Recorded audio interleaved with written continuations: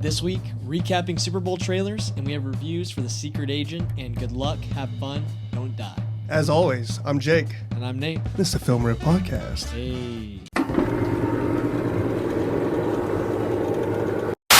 What?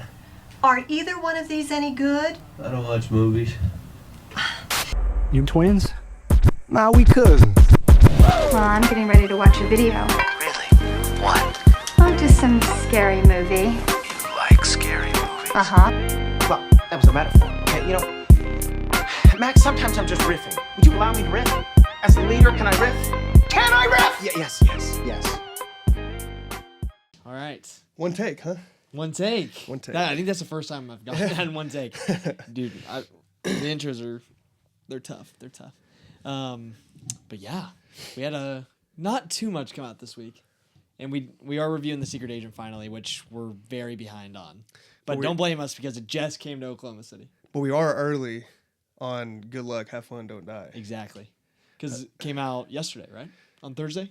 It came out on Thursday, but I got early access, got to see it on Tuesday. Hey, there you go. Yeah, I got lucky. There you go. So some movies come to Oklahoma early, and some come late. Yeah. The really good ones don't come here. Nah. That's not true. AMC's pretty good. AMC's all right. Secret Agent didn't come out like really anywhere. No, yeah, it got very limited screens. Probably everywhere in the Midwest. Probably just got it. And because of the Oscar nominations, it probably got pushed out into a few more screens. Yeah, they're showing all the Oscar movies right now, replaying them Kinda at just AMC. getting pushed back in the movie theaters. Yeah, but our thoughts on that later coming up. And we got some kind of a special occasion we're celebrating right now. 1 year of the Film Riff podcast. 1 year doing the pod, exactly. Hey, and shout out to our new subscriber. We're at 34 now. Boop, boop, boop, boop, boop, boop, boop. I can't lie. It is my coworker. I figured. It is somebody. It is. Shout out Alma. Come on. Shout out. Shout out. Thank you for the subscribe. Yeah. Yeah, kind of a huge deal. It's kind of crazy. We've been doing this for a year. It's just kind of a fun hobby, but we obviously put a lot into it. We care about it. Yeah. We plan every week. We put in our time. Started upgrading the thumbnails with some AI slop. Yeah, it was AI slob because we know y'all love that. Yeah. YouTube, please start pushing us in the algo. Please, please. We've been on for a year. Yeah. Come on, damn it. Yeah, God. We've done our due. We've paid our dues. We've paid our dues. Put us through. No, but yeah, it's been a good year. Yeah, it's been fun. I've been seeing a lot of movies over the last year. God, we saw so many movies. I'm already on pace to see I don't more. know if I said it on the pod, but I ended up calculating how many movies I ended up watching in 2025, which was It was like a ton, right? Like 100? nah. I mean, yeah, it was in the hundreds. Damn. Let's see, 133 movies for 2025. I honestly could do more. I'm trying to push it more this year. I don't know how many I saw like all together, but like theater wise, it was I think Oh, it's like the most I've ever seen. 50 in a or movie theater. 60, something like that. Yeah, dude, it had to been. I mean, we saw almost. You saw a little bit more than me, I think. In theater, We yeah. saw every new release, almost. Yeah, I saw quite a bit in theater. I'm already on pace starting off this year. Like I'm already like I think the first movie we both saw. Well, you might have saw Wolfman last year. I did see that. Yeah. My first one was Companion. It was like February. I'm Yeah. already like 6 movies in before February. Yeah. Right. Yeah. Yeah, and some absolute stinkers, but also some very good ones. This is a really good January. I guess looking back over the last year, I mean, 2025 was a great year for film. I mean, it's one of the best ones we've had in a while, I think. I tried telling you, dude. I told you it's gonna be an epic year. Yeah, we had amazing indies, game-changing box office hits, just huge cinematic spectacles. I mean, it was kind of just a very well-rounded year. Great rom-coms, great comedies. A24 came back. A24 bounced back a little bit after a little. Just some not putting out the typical bangers that they're used to. Yeah. What's it called? Marvel kind of came back. Marvel kind of came back. Yeah. A lot's happened since we started. That's true. And then this year should be, I don't know. Oh, it's gonna be even bigger. There's in gonna terms of like huge movies, I think this year's gonna be way bigger. Yeah, I mean you got Dune and The Odyssey. Avengers Doomsday. We have so much coming. And my favorite werewolf. Werewolf. Come on. Yeah. Yeah, we didn't even get to review Nosferatu on the pod because that was in Christmas. right before we started. Yeah. That was right before we started. And I got allergies, by the way, so if I sound like an idiot, that's why. They're used to that. Yeah, They're used yeah, to you right. sounding like Now I got an excuse then. Yeah, now you got an excuse. No, but we can hop right into it. We'll wait on the Super Bowl trailers for just a minute because I just want to get through some movie news. Go ahead. But the first bit of news that we got, I think it came out February 5th because it's coming out from exactly a year from now. We got an announcement for M. Night Shyamalan's new movie, Remain. Yeah, you were just telling me about that with the dude Yeah. who wrote Notebook and Dear John. So many more. Hold on. The Longest Ride, The Best of Me, Walk to Remember, The Choice, Safe Haven. Dude, so many book adaptations that have been turned into movies, like just the rom-coms. Yeah, he loves it, man. He loves those. You can tell he's got a style, huh? Yeah. He's got a genre. Yeah, it's crazy. Yeah, excuse the technical difficulties. It is what it is. It's a year and we still haven't figured technology out. No, but I think first came out as a book. It's M. Night Shyamalan and Nicholas Sparks, I think, wrote it together. So, it is about an architect who, after a psychiatric stay, moves to Cape Cod and meets a mysterious woman who challenges his worldview.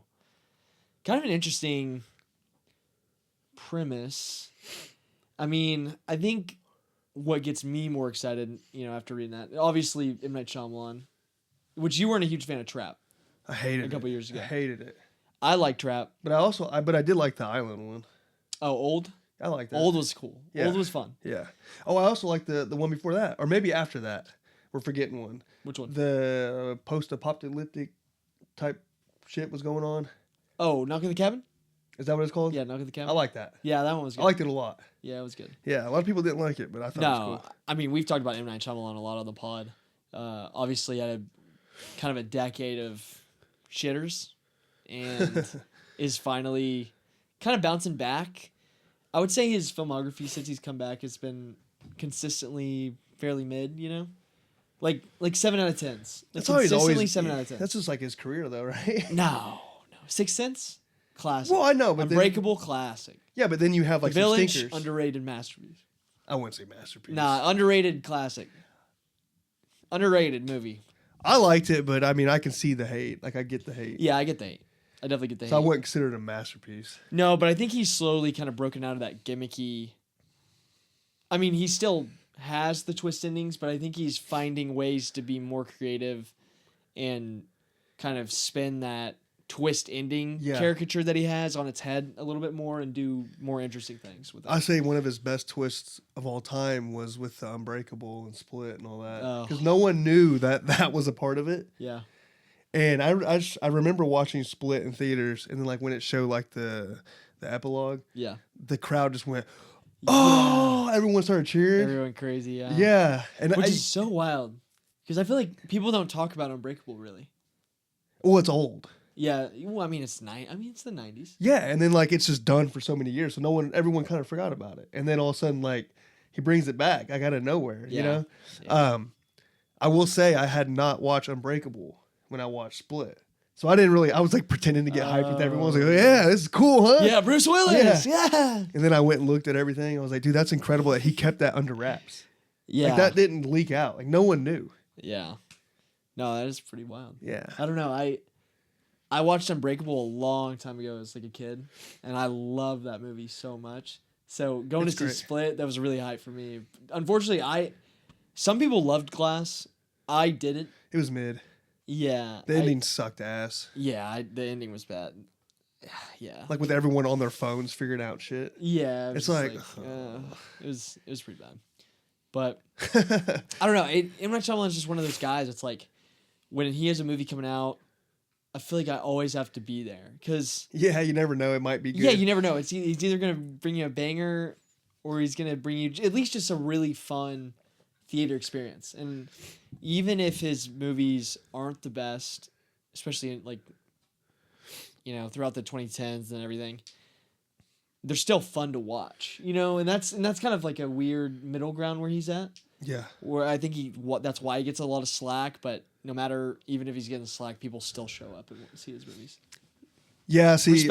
Respected. And Philly native. Oh, really? Yeah. Sick dog. Dog.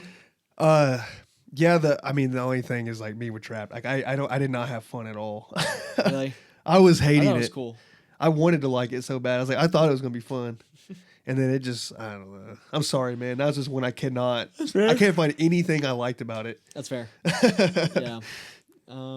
But but I'm like you. I'm going to be there. Yeah, I'm gonna be there. There's this comedian named Anthony Jeselnik, and Yes, he's known for like his quick one line, like dark, like misdirects. Yeah. And you always know there's going to be a misdirect, and it's going to be dark. But somehow he's able to like still like get you. You're like, oh, I still didn't see that coming. I knew he was going to do a misdirect. He's talking about dead babies or baby. I was like, oh, it's going to be dead or something. And then he ends up making it something I didn't even think of. That's kind of like M. Night Shyamalan with this. Like, I know a twist is coming.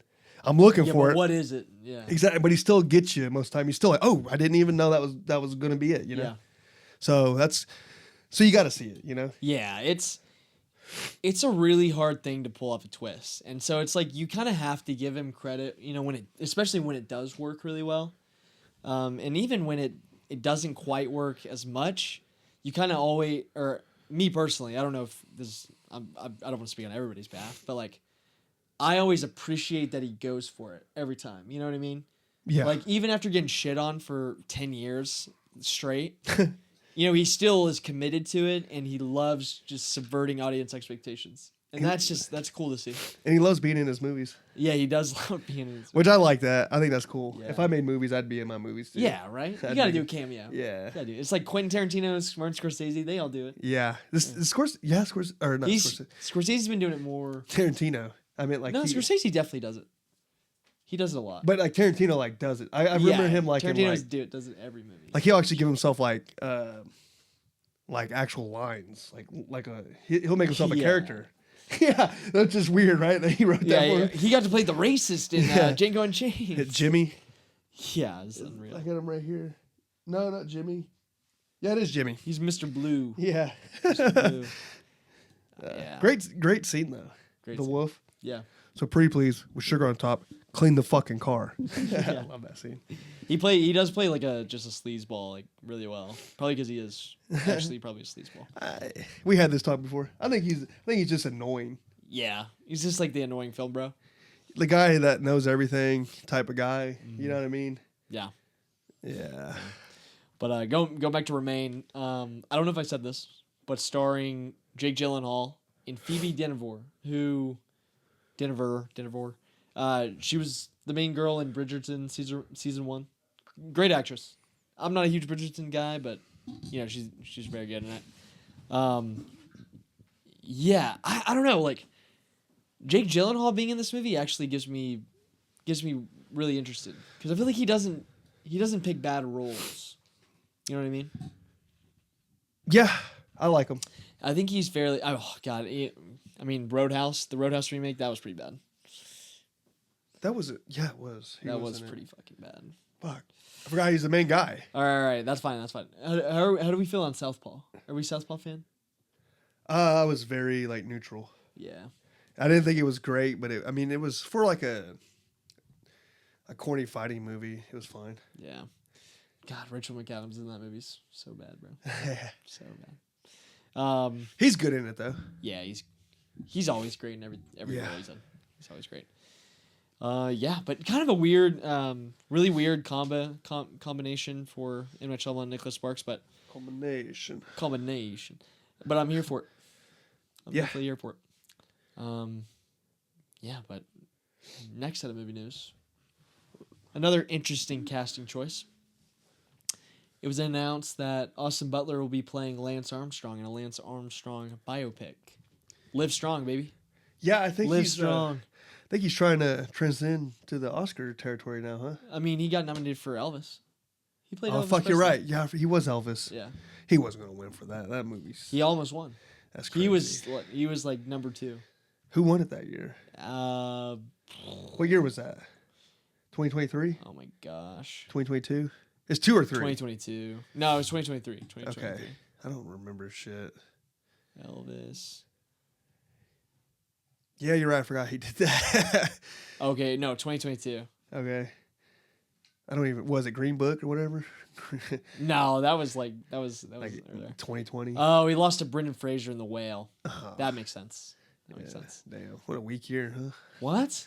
Dude, Brendan Fraser's performance in that movie is unreal. Did you ever see that? No, but I mean, then I heard the what movie you sucked. talking about? Well, I'm just saying, The like, movie's all right. but I if mean, that's your 2 big movies, is Elvis and The Whale. It's like, ugh. well, what a bad year. performances. The performances were great. Yeah, I'm not shitting on performance. I meant like movie wise. Who should have won?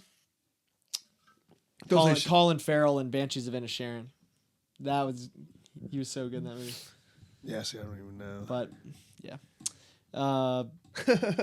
no, dude. But this looks. That sounds like a perfect casting to me. That's kind of perfect. I'm kind of a big. So I'm a big running fan, obviously, but I'm actually kind of a big fan of cycling too. So Well, he was cycling on and off drugs. yeah, Or steroids. yeah, off steroids. They all do that. But I think if you can pull off Lance Armstrong, I feel like that'll be a really good movie. Because I think you could kind of, especially if you get a good director, make it more stylized. If this was like an A24 thing, I feel like it'd be very good. But it won't be. What's it covering? What part of his life? I think it's like specifically like him winning, like him starting and winning everything and then having all of that stripped away after his drug scandal. God damn, dude, that's a long fucking movie. Long movie? It's got to be. I mean, that's like. It's not his entire. Dude, have you ever seen a biopic before? Yeah, but this What do is. you mean? Like, Every biopic that's covers true. like way more than that. That's true. I don't know. Yeah, that's right. I just feel like with cycling though, like he. Yeah, I guess there's gonna be some montages. I don't know about montages. I mean maybe. I'm okay with the montage. People hate on montages. Training but- montage. Yeah, or something. Nothing's wrong with a good training montage. Something to pass the time. Something to pass the year. You know. Yeah. Sometimes you need it. Yeah, definitely. There was a montage in Marty Supreme. I'm pretty sure. No. Was there not? No. Okay. No montage. Well, of him playing through the tournament, yeah, I guess. There you go. Yeah. I'll take it. That's a montage. It's a biopic, That's too. A montage. Yeah, that's a montage. Biopics love a montage. Yeah.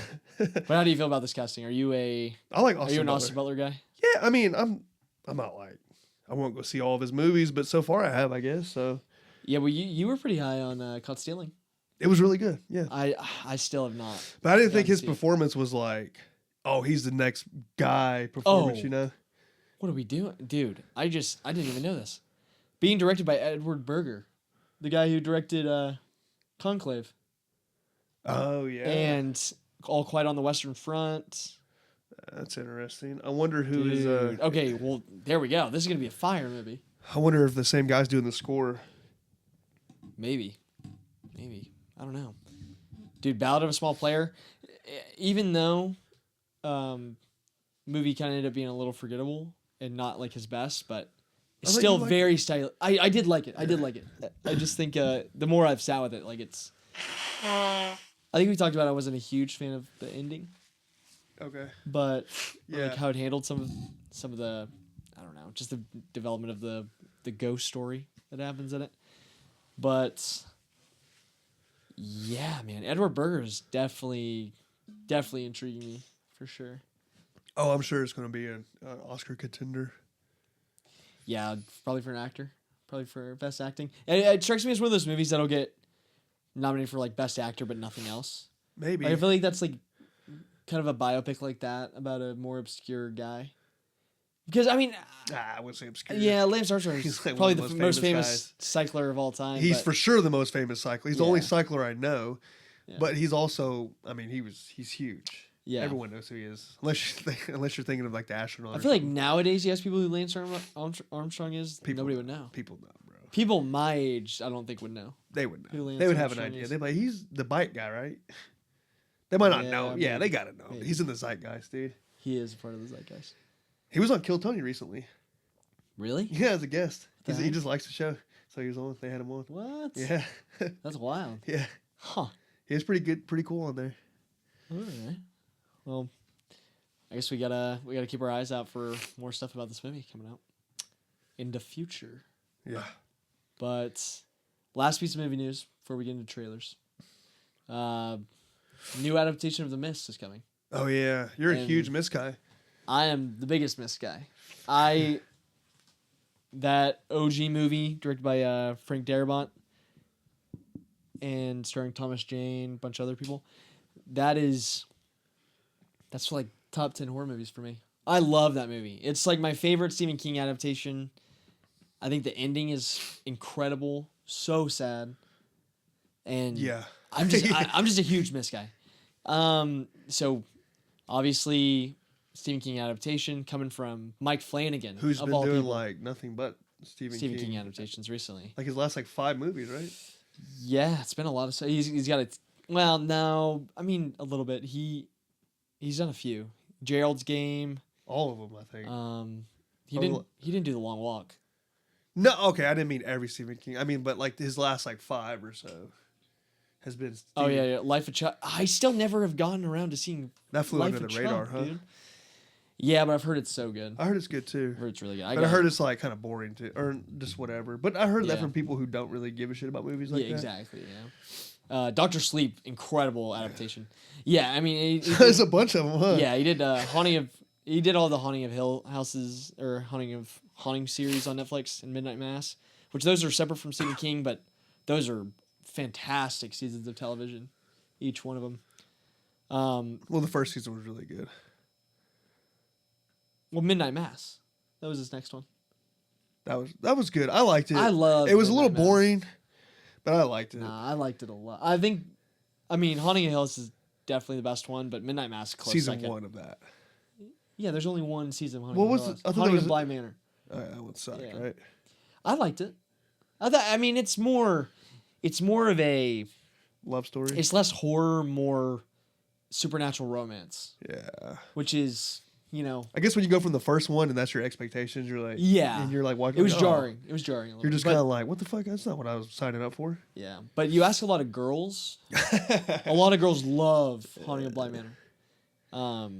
Yeah, but no, I definitely have all the faith in the world in Mike Flanagan. Those are all Netflix, right? Yeah, The shows. yeah. But I mean, he's got a Carrie. You know Carrie, right? Yeah. Yeah, he's got a Carrie TV series coming out on Amazon Prime. Which is also that's Stephen King, right? Yeah, Yeah. See. and Damn. yeah. So if I trusted anybody to do another adaptation of The Mist, it's definitely him. I'm a little worried because I'm like that first Mist movie is one of my favorite things ever, and I just don't know if you could top it. I don't know how you top it. I mean, it seems like Stephen King really like trust this guy, right? Yeah. Well, Stephen King, dude. Stephen King will let anybody adapt his shit, dude. He's getting paid no matter what. Are you kidding me? Damn, he's like that. Like They've made adaptations of his stuff since the 70s, brother. I know, but he doesn't give a shit. He just lets whoever like he. Does I not- mean, you think that? probably not just anybody, but He's no Tarantino, right? Tarantino's make sure like it's got to be like a top guy. David Fincher. Yeah, that's what I'm come on. saying. No, but Mike, in the horror space, Mike Flanagan is like, he is the guy now, like right now. Did he help with that shitty movie? Shelby Oaks, he came in after he had already seen it, helps raise more budget and like. He was like, brother, But once you you- need help on this. Yeah, once you come in and like liaison and like raise money for the movie, I think you automatically get kind of an executive producer credit. And so Yeah. he got an executive producer credit on that. Okay, he's just being a good guy. Yeah, helping out the youngins, Yeah, the newbies. that's cool. Yeah, I love Mike Flanagan. But this will be cool. It'll be cool to see how this develops. See who gets casted in it and what they go for. I just hope it's up to the. I hope it's not like a Netflix movie or like a TV show. I hope it's like actually, you know what? I think it is a TV series. I think it's a miniseries. really? Damn. I think it's a That miniseries. miniseries can sometimes be all right. It's usually better when it's already made and it's shopped and then Netflix buys it. Let me double check. You know what I mean? Yeah, Because No, when that's- Netflix like says like puts all their effort and notes into like something that's not made yet, that's when it sucks ass. No, it says movie. Okay. I could. Yeah, that makes sense. I do remember seeing that movie. It's crazy. So is this already made, or is Netflix like we're behind it? No, Netflix isn't a part. It's at Warner Brothers. Oh, it's not Netflix. Okay, I don't know no. why I was thinking that. Oh, that's Well, really good. he has a deal with Netflix where he does like all those shows and stuff. That's good. I feel better. Yeah. Then it's fine either way. Yeah, but I mean, I trust Warner Brothers. I mean, Warner Brothers, Yeah. you know, you're gonna get a pretty good budget. I do worry. Well, it is Netflix though. Well, yeah, I guess it is technically. Well, not yet. Not yet, but yeah, it will be. Yeah, not confirmed. It's inevitable. Yeah, but I'm really hyped for this. Not that anybody else cares, but No, I'm sure like when it starts to come out, like actually not to come out, I bet it will Yeah. get a lot of hype. I think a lot of people haven't experienced the mist, or like I read the book. Like, it's one of my favorite things.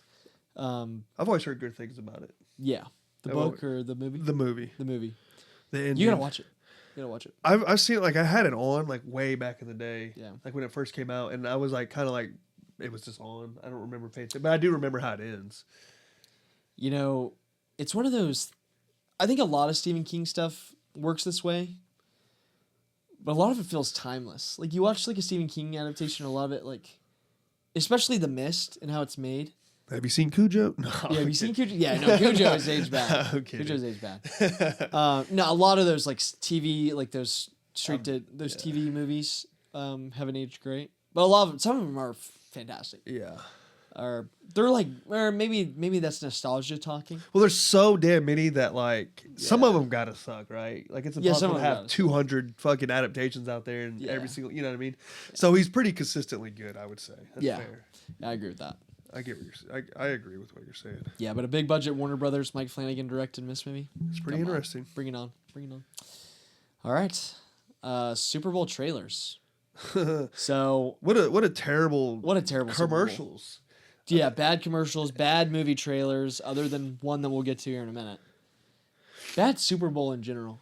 Yeah, I know. And everyone's fucking like Boring. parlay got fucking busted because I'm getting into football talk, but the over under, I mean, come on, man. There's no way that should have, No. that was bullshit.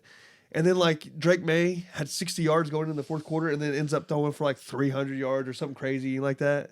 Like 200 something. And 2 picks. I had him under and he went over in the fourth quarter off of like 3 plays. I was like, are you kidding me, dude? Yeah. Oh my God, dude. I hated that Super Bowl. And then the presentation afterwards was dog shit. And their parade was terrible too. They tried so hard to be cool like the Eagles and say like cool shit and it just came off Yeah, kind of corny. corny, dude. Corny. Yeah. What a corny ass team. The 12s. That's what they call the fans. The 12. They're like the 12s. I'm like, get out of here, dude. Our fans would beat their fans' ass. I think our fans would beat a lot of people's fans. Yeah. Yeah. Sorry. If there's any Seattle fans, I apologize. They're a Huge- great team. I'm Huge- jealous. Yeah. Yeah. Honestly. Take me back. Yeah. Take me back. Yeah. No shit. No, I was a huge fan of the Super Bowl halftime show. I know we probably had differing opinions on it a little bit. I like the production. I No, just the didn't- production was awesome. It just So wasn't good. no Usher. It wasn't no Usher, baby. I hated Usher's. Oh, I I loved thought it. it was the worst one. He's way more talented. That motherfucker can actually Nah, dance. dude, Usher's was terrible. How?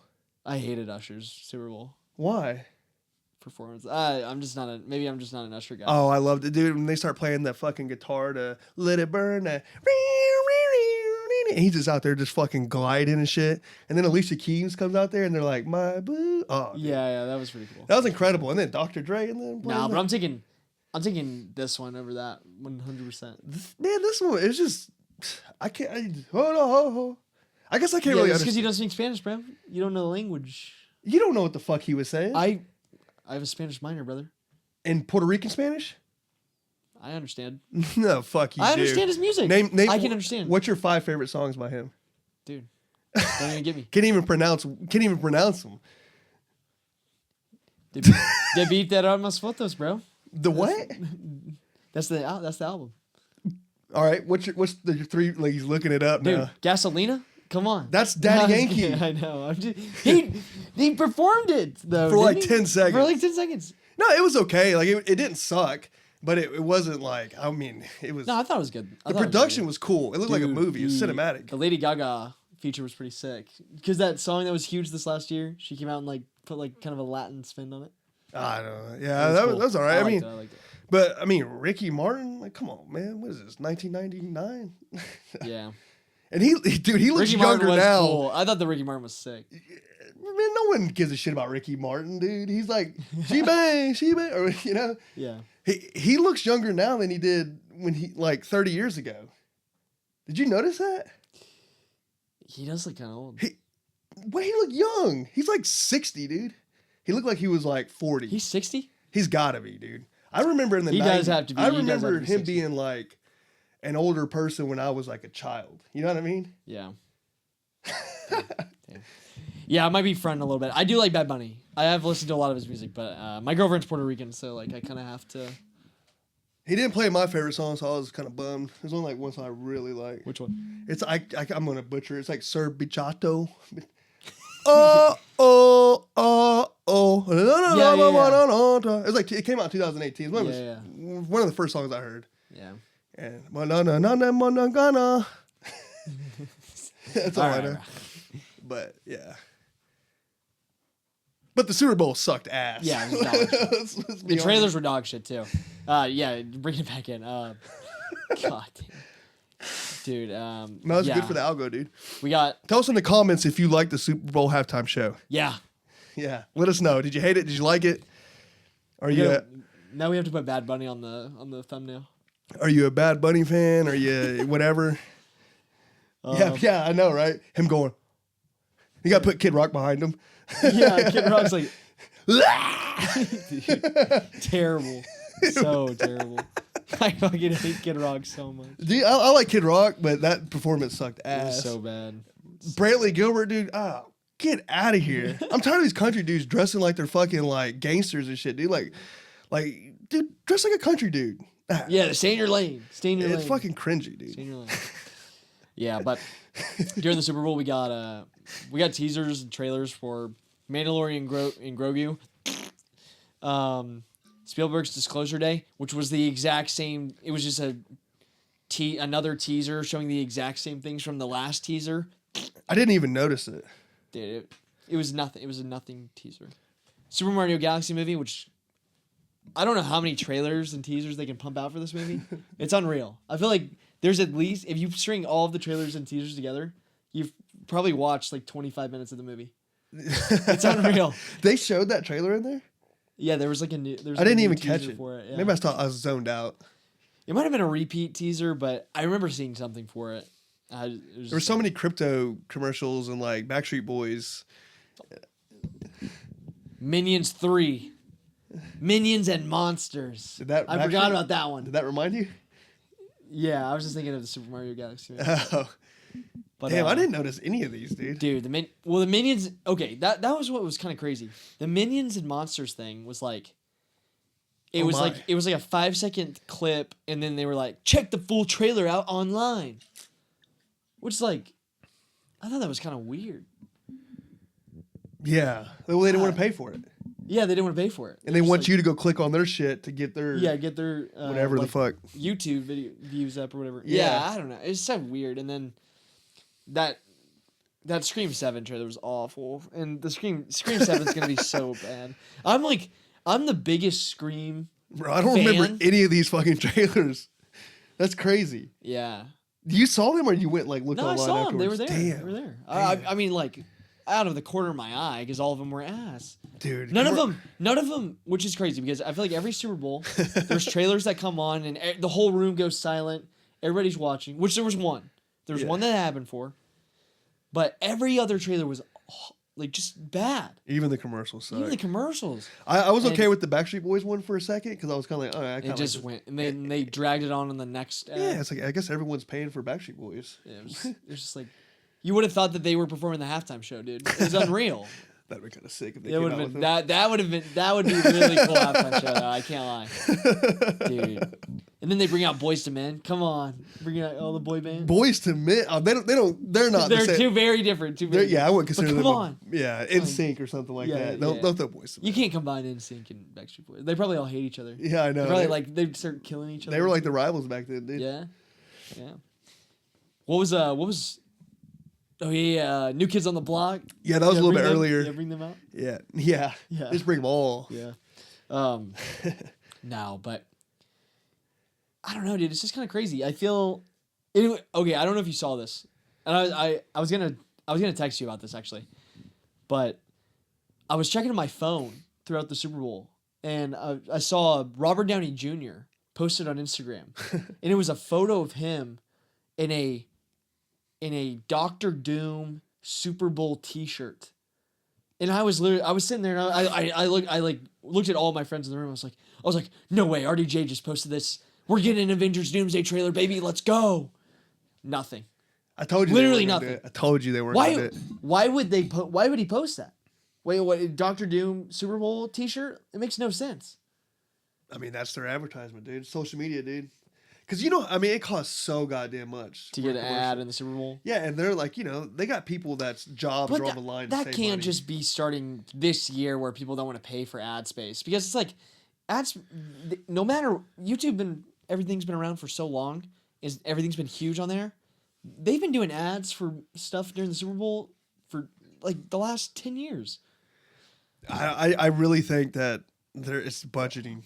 I don't know. Maybe we don't know what's going on. Maybe like the new year came around. They're like, all right, you're in charge of the budget. Do not go over. And the guy's like just trying to find ways to save money, you know? Check that out. Tell me that's not insane. That's him?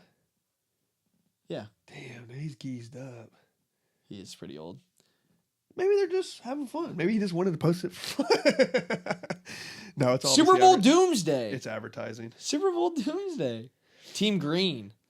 All right, bro. Whatever. I don't know. Yeah, that man. pissed me off though. I was just like fuck you, Marvel. Hate you. Yeah, they edged you, dude. Yeah, they did edge me, and I fell for it.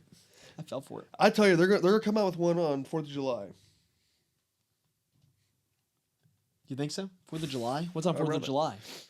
I mean, it's just a big fucking. I don't know. Something, yeah, right? what's on 4th of July? You're right. I don't know. I was thinking the UFC White House card. Nah, dude, nobody gives a shit about that. Oh, In terms of like airing a trailer during that, like nobody cares. it's gonna be it's gonna be huge. I think the people that are watching that would see a trailer and they'd be like, "Why is this airing during my UFC?" No, dude. UFC fans are so mainstream now. It's not what it used to be. Oh yeah, dude. You know what? Maybe it'll come on during the FIFA World Cup or something, bro. That would make sense. Isn't the FIFA World Cup this year? I don't know. I think the FIFA World Cup. I'm telling you. No, it's not. It's not. Is it?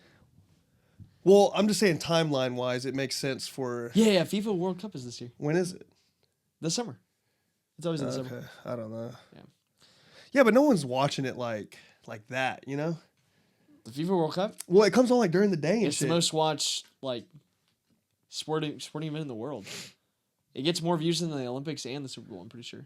Oh, for sure. Yeah, because Yeah. like people in fucking Venezuela and shit are watching it, and Yeah, Argentina. literally every country in the world. Yeah, Bro. fucking name the shittiest country in the world. Everyone there is watching it. You know what I Yeah. mean? Yeah. But I don't know. I think you're sleeping on that White House UFC card, dude. It's like a CBS thing or not? Paramount. Paramount. Yeah, I think it's gonna be a. I think it's. We'll see. Dude, yeah, I don't know. They're not live TV. I don't know. I could see them doing something like that on a big event. But not Disney. Disney's like, I feel like, and this is not in any way like me saying like I hate UFC or anything, but I do think UFC is very tied to like very like conservative people. Disney don't give a fuck, dude. Nah, but Disney's like, they want to protect that image, bro. They want that PC image. They're not gonna be airing during the UFC title card. Dude, they owned ESPN, and they had a deal. I know, I'm not, dude. I'm just saying what I think. Well, I'm saying ESPN is Disney, right? UFC was under Disney. Well, I'm just saying like that. Specifically, the White House card is like a big like. It's kind of controversial. No, it's not. There's no one It's upset about it. I guarantee there's no one upset. No one gives a shit. Maybe not on your edge of the internet. Oh God. I'm not saying I am. I'm not saying you are. I'm just saying I I haven't seen anyone. Like it's like a free Well, event. you do anything at the White House right now, I feel like it's controversial. Oh, God, dude. I don't know. I think it's gonna be huge. Maybe. It's gonna be the biggest card of all I mean, time. we'll be watching. I'm just afraid that the fights are gonna suck. Yeah. I have a feeling that they're not gonna be what we think. Yeah, probably not. But point is, we'll see. We'll see. see. I'm curious to see if Avengers. The reason they put a Super Bowl commercial out is because it's like fucking like a year away. I would have expected at least a Spider-Man trailer because it comes out this summer. I didn't think about That's Spider-Man. super nearby. They haven't said shit about Spider-Man, huh? No. No teasers, nothing. Nothing. Huh. Maybe. But D23 Expo is coming out. Like, I think coming up pretty soon in April. So they'll probably just drop a trailer then. But Spider-Man's so huge, it'll be whatever. I think that's their thing too. Is like, dude, we're so big. Like we just we don't just do our own thing. Yeah, they're like Call of Duty, dude. Well, D23 is in August. That's crazy. Yeah, maybe they're just like, dude, whenever we decide to put it out, it's going to crush. Yeah. Everyone's going to hear about it, word of mouth. July 31st. Yeah. They got it like that, dude. Yeah. All right, well, we can finally move on to the... we're getting sidetracked. The Super Bowl trailer. The only one that actually mattered and was actually decent. The Adventures of Cliff Booth. Written by Quentin Tarantino. Not a legacy sequel, but a sequel to spin-off sequel. Yeah. To Once Upon a Time in Hollywood. Yeah. Directed by David Fincher. An insane combo of legendary filmmakers teaming up to make this movie. Starring Brad Pitt, coming back as Cliff Booth. This trailer, I mean, it wasn't a trailer, it was a teaser, but it was so good. Just the vibe, the energy. I loved it, dude. At first I didn't know they were doing a trailer. I was like, because your dad was like, is this a Tarantino movie? Because I made a joke. I was like, this is like Pulp Fiction, huh? Yeah. And he's like, no, seriously, it looks like a Tarantino movie. Because the film stock comes on, it's like the you can outfits. tell it's on like 30, or it's on like I think it was 35 millimeter. I don't know. It had a different style to it. Yeah, it did. And like I remember like somebody had like a suit on, like glass shades on, like that kind of Pulp Fiction vibe. And sure enough, it pops up. I was like, oh shit, no, that's Brad Pitt. I'm like, oh, this is a commercial for Adventures of Cliff Booth. Mm-hmm. Sure enough, dude, I didn't know they were going to do that. Yeah, crazy. Also starring Elizabeth Debicki, Carla Gugino, who's like. Top tier. Timothy Olyphant, Scott Conn, who he's the son of James Conn. But I'm a huge fan of him because he's in Entourage. Oh, towards the end of the series, like the last 3 seasons, he's in Spoiler. Entourage. No, I'm kidding. no. But yeah, dude. So basically, just following Cliff Booth, now working as a Hollywood fixture in the late 1970s. That's all I need, bro. I was down on this movie, and then I saw this teaser, and I instantly was like, okay, there's a distinct style, a distinct look to this movie, feeling, vibe, and I'm so happy that David Fincher's directing it now. I can't believe you were down on it, like ever. I was down just because it felt. It's Netflix. That's an issue. But it's getting a theatrical release. Yeah. Confirmed. So it's not gonna be one of their shitty ones. No, because they have like what, Train Dreams, Hammett. Which one do they have? Train Dreams. Okay, yeah. See, so they'll have some that are like really good. Yeah. And then like the rest they don't give a fuck about. Yeah, pretty bad. Yeah. Well, it'll be interesting to see. I mean, I think Netflix has been doing fine with theatrical releases. I mean, I'll give you that. They've been doing all right. They could definitely do better. But with Cliff Booth, David Fincher, and Quentin Tarantino, I think they'll fight for to release date. There's 2 very powerful names, and it's coming off of the success of Once Upon a Time in Hollywood, so I think they'll definitely give it a theatrical release. And I can see them pushing back on notes. Yeah, being like, "Well, fuck you! I'll go to HBO. Fuck you! Fuck you!" Yeah. So good. Oh, fuck your notes! I don't need your fucking notes. I don't need your fucking notes. Yeah, and then if he's talking to I directed Pulp Fiction. Yeah, well, if one of the studio executives is black, he'd be like, "Man, I don't need your funky ass notes." He code switches like an interview, bro. No way. Let me talk to my main man, Brad Pitt, see if he's cool with it. Dude, legendary Tarantino. Interview, legendary. My funniest thing of Tarantino is like him assaulting or getting in a fight with that. Oh, they're at Sundance, he's like, why the fuck are you recording me? Yeah, he's like, he like kind of kicks. Do I come into your house and record you? Dude, it's just so hilarious. So he kind of kicks at him. The guy like falls around, and you hear Tarantino go, Yeah, just saying. and he burns himself drinking the coffee. He tries to play it off. He's like, you can tell it pisses him off. The whole interaction was hilarious. So good. Yeah, if you haven't seen it, go look at like Tarantino gets in a fight with like There's so many a reporter. Amazing interviews, bro. Oh man, so many. No, but I'm super hyped for this movie. I saw this online, but I saw a comment that said this kind of feels like David Fincher coming back to feeling very punky and like kind of like fuck the man type of energy, which I definitely felt that in the trailer, like it felt kind of Fight Clubby. Yeah. And I like that because I feel like that's been missing from David Fincher movies in the last, decade. But it's not a once upon a time in Hollywood style though. That's why I'm kind of like interested. Like it's a whole different style. Yeah, no, definitely. So that's kind of odd to me, but it will be if it works, it works. Yeah, I think it'll be a weird contrast because David Fincher and Quentin Tarantino are two very different, distinctly different filmmakers in like terms of style and like how they it's crazy because Quentin Tarantino always shoots on film, right? David Fincher is kind of the pioneer of digital, or like not the pioneer of digital, but he is a great example of using digital to the highest nth that it can possibly reach. It's like he is the best digital photographer. Yeah, like photography in his movies, than I think really anybody else. I respect the film guys though. Yeah, it's a different style, or it's different. I don't know. Yeah, it's crazy. Something pure about it. It's hard, to shoot on film. It's so much more expensive. Yeah.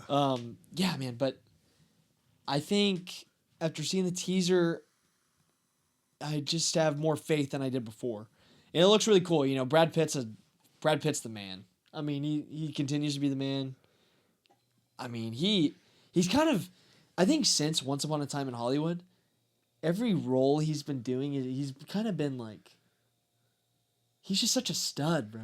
Dude, he's been a stud. He's always been a stud, but like, even going back, now he's like he's like grandpa stud. He's like F1. What about Inglourious Bastards?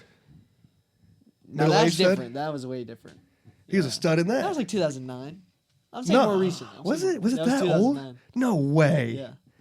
I thought it came out after Django. No, I'm pretty sure it was 2009. No. It did not come out after Django. Okay, it was before Django then. Yeah. Django was 2013. Yeah. Or 2012. 2013. It was 12 or 13. I do remember where I was at when it came out. Yeah. Damn, that's crazy. I didn't know it was that fucking old. That holds up. It does. Which, I mean, that's not that long ago. No, it's not that long. But he was a stud in that. Yeah, 100%. I don't remember What am I saying? He's been a stud. Fury, which you have yet to see. I know. That is tough that you haven't seen that. I know. David Ayer. Dude, it's a great fucking movie. Shia LaBeouf. LaBeouf. John Bernthal. Michael Pena, which he's... Wait. Yeah, he's kind of like that in there, too. Thank you, man. Have you seen that video? Michael Pena, he's like, how long you been with her? No?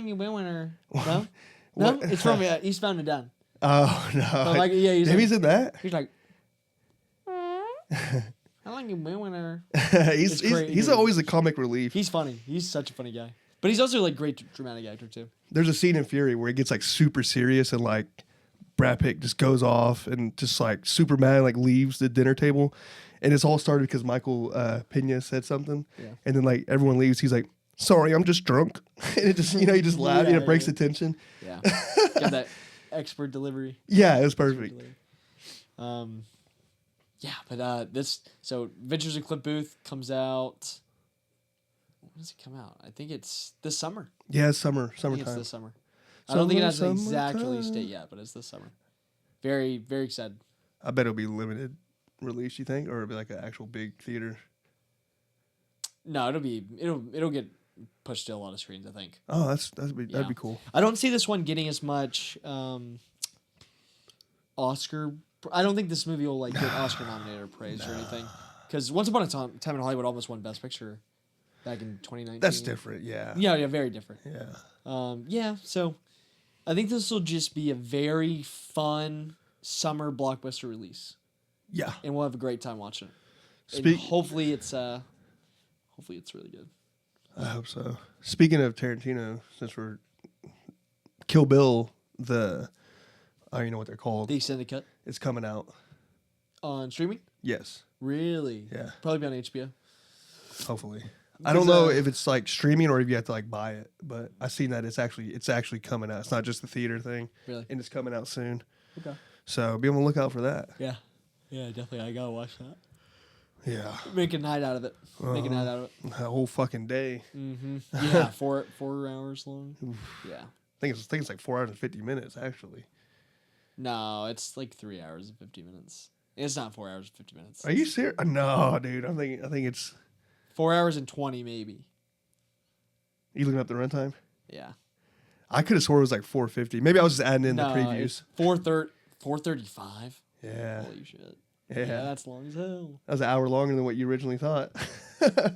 Wow. But you got to think they're both movies are long. Oh, I didn't know. This was the original cut that was shown at the Cannes Film Festival. I didn't know. Is the whole blade or like Oh, really? is it all spliced as one movie? So when it very first came That's out? crazy. I didn't even think about that. Well, yeah, when it was doing the festival circuit before it got probably the distributing rights probably got bought and everything. You're talking about like what original Kill Bill? Or like, oh, when he's doing this? Because that's... I said in 2006, bro. Okay, my bad. I didn't hear you. I'm just kidding. No, but Yeah, they bought that and they're like, look, brother, ain't no way people are... Ain't no way. The theater's like, we're not holding up Yeah, the we're whole fucking... We can't just show one movie per day. yeah, exactly. Yeah, yeah, it takes up like all the hours. Yeah. Yeah, but yeah, we can move on. All right. We got another teaser. This one came out, I think a couple days ago, but the Obsession teaser, Yeah. the second one. This one did not have the dude bro on the phone this time. Nah, he's just going to be a one-off, right? Yeah, Or definitely. some twist. Well, he's yeah, probably. It could, yeah. I like this teaser. This teaser was definitely more enticing. I guess we know what it's about. Yeah. I think this kid makes a wish off this like special thing that he finds, and he wants this girl to love him, and he wishes it, and he gets what he wishes for, and she becomes extremely obsessed with him, and is trying to kill him or something along those lines, Something or she's cynical. killing some other people and Something for sinister's him. happening. Something sinister's happening. I'll be honest, this kind of took me back a little. Really. Just in certain parts. Like, Really it seemed a little cheesy. Like, do you still think I'm beautiful? Or whatever. Do Yeah. you still love me? I'm like, it's going to be a little campy. I think, yeah, it's definitely gonna be campy. I think But I'm still excited. It didn't take me out. It just Yeah. knocked it. I was like, ooh. just a tad. I seemed like a little red flag. Yeah, I mean the vibes I'm getting right now is that it's not gonna be super well acted. Like it seems very low budget horror. Well, this is a which is YouTuber cool. guy. Yeah, it's a Yeah. YouTuber guy. Yeah, So he's in that realm. but this was picked up by a distributor. wasn't Blumhouse. it? Blumhouse. Blumhouse. Bloom. Really, Blumhouse bought it. Uh-huh. Interesting. Well, it killed in the festivals. At TIFF.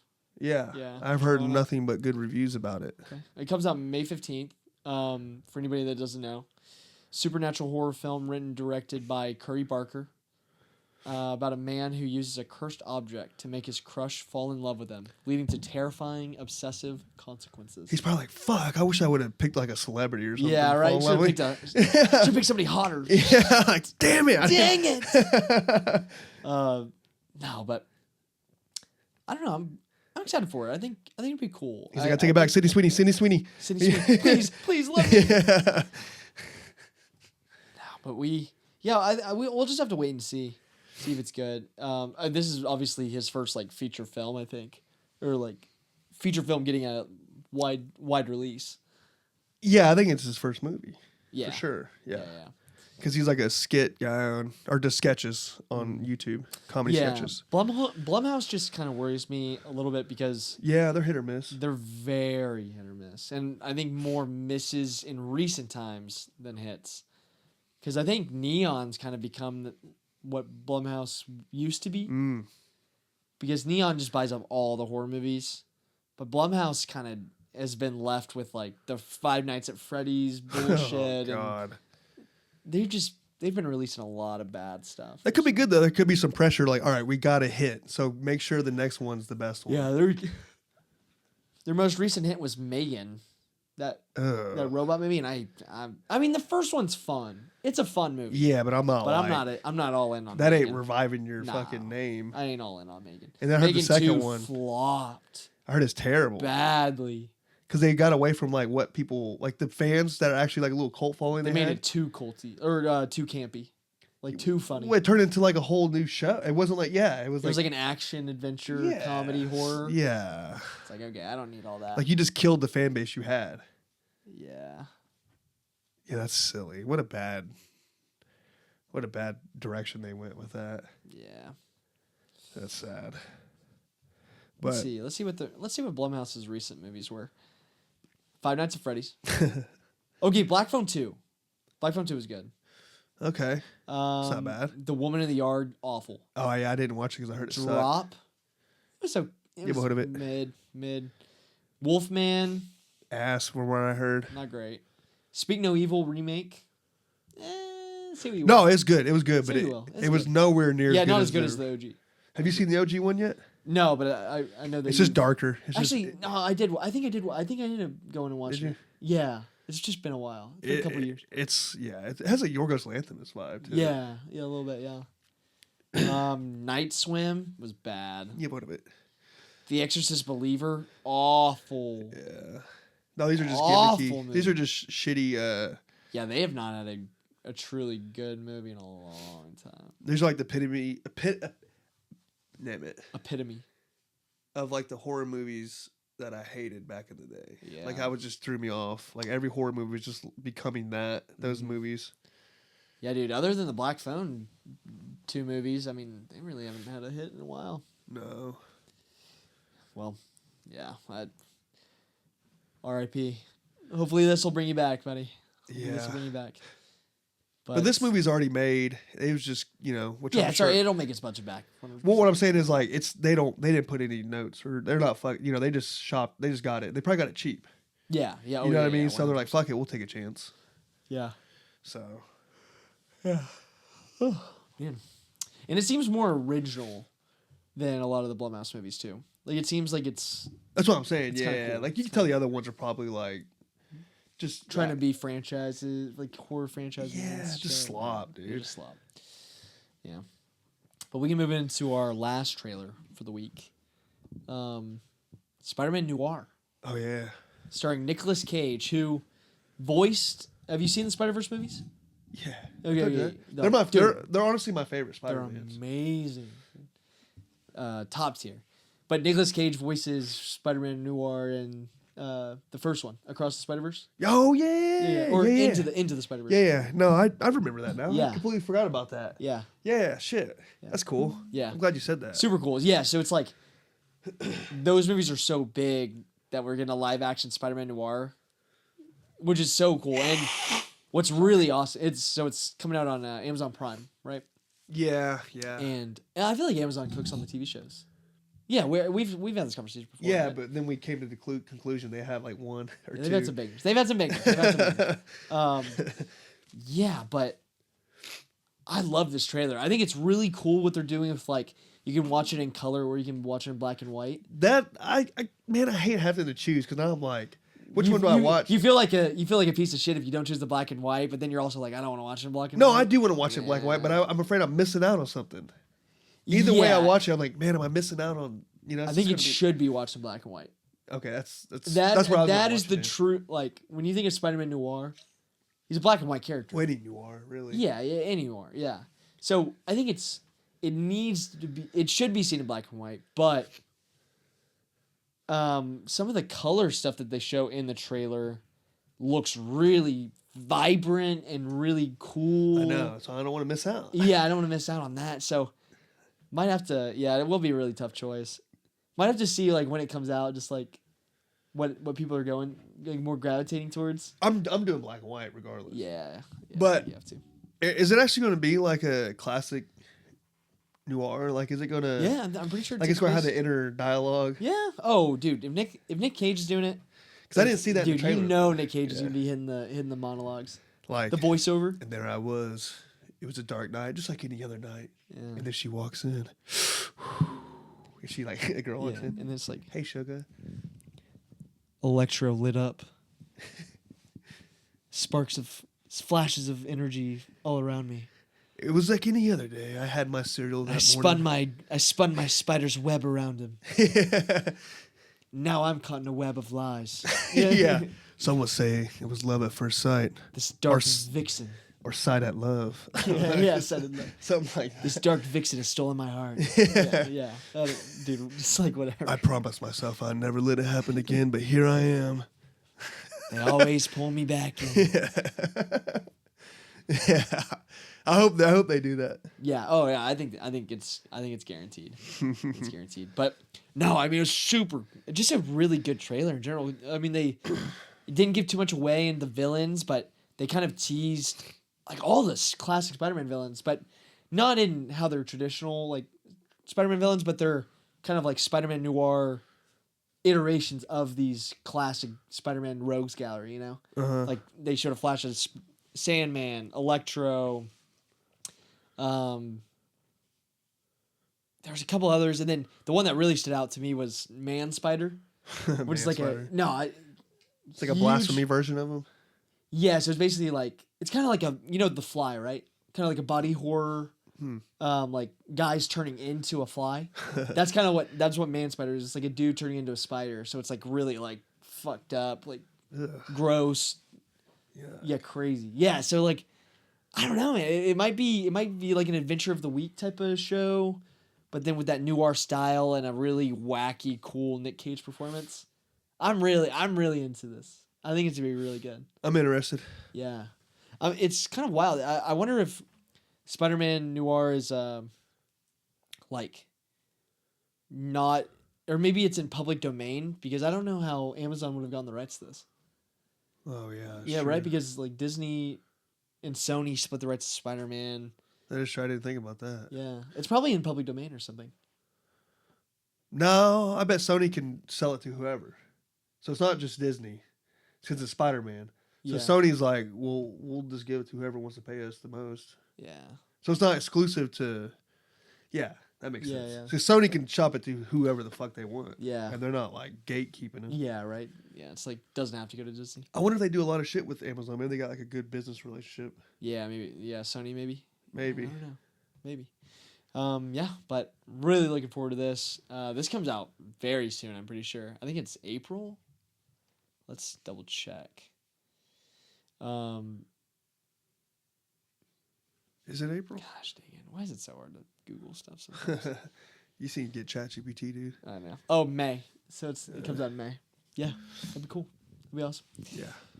And yeah, but we can move on into our reviews, which we'll start off with the older one. We'll review Secret Agent first, and then I'll let you hit.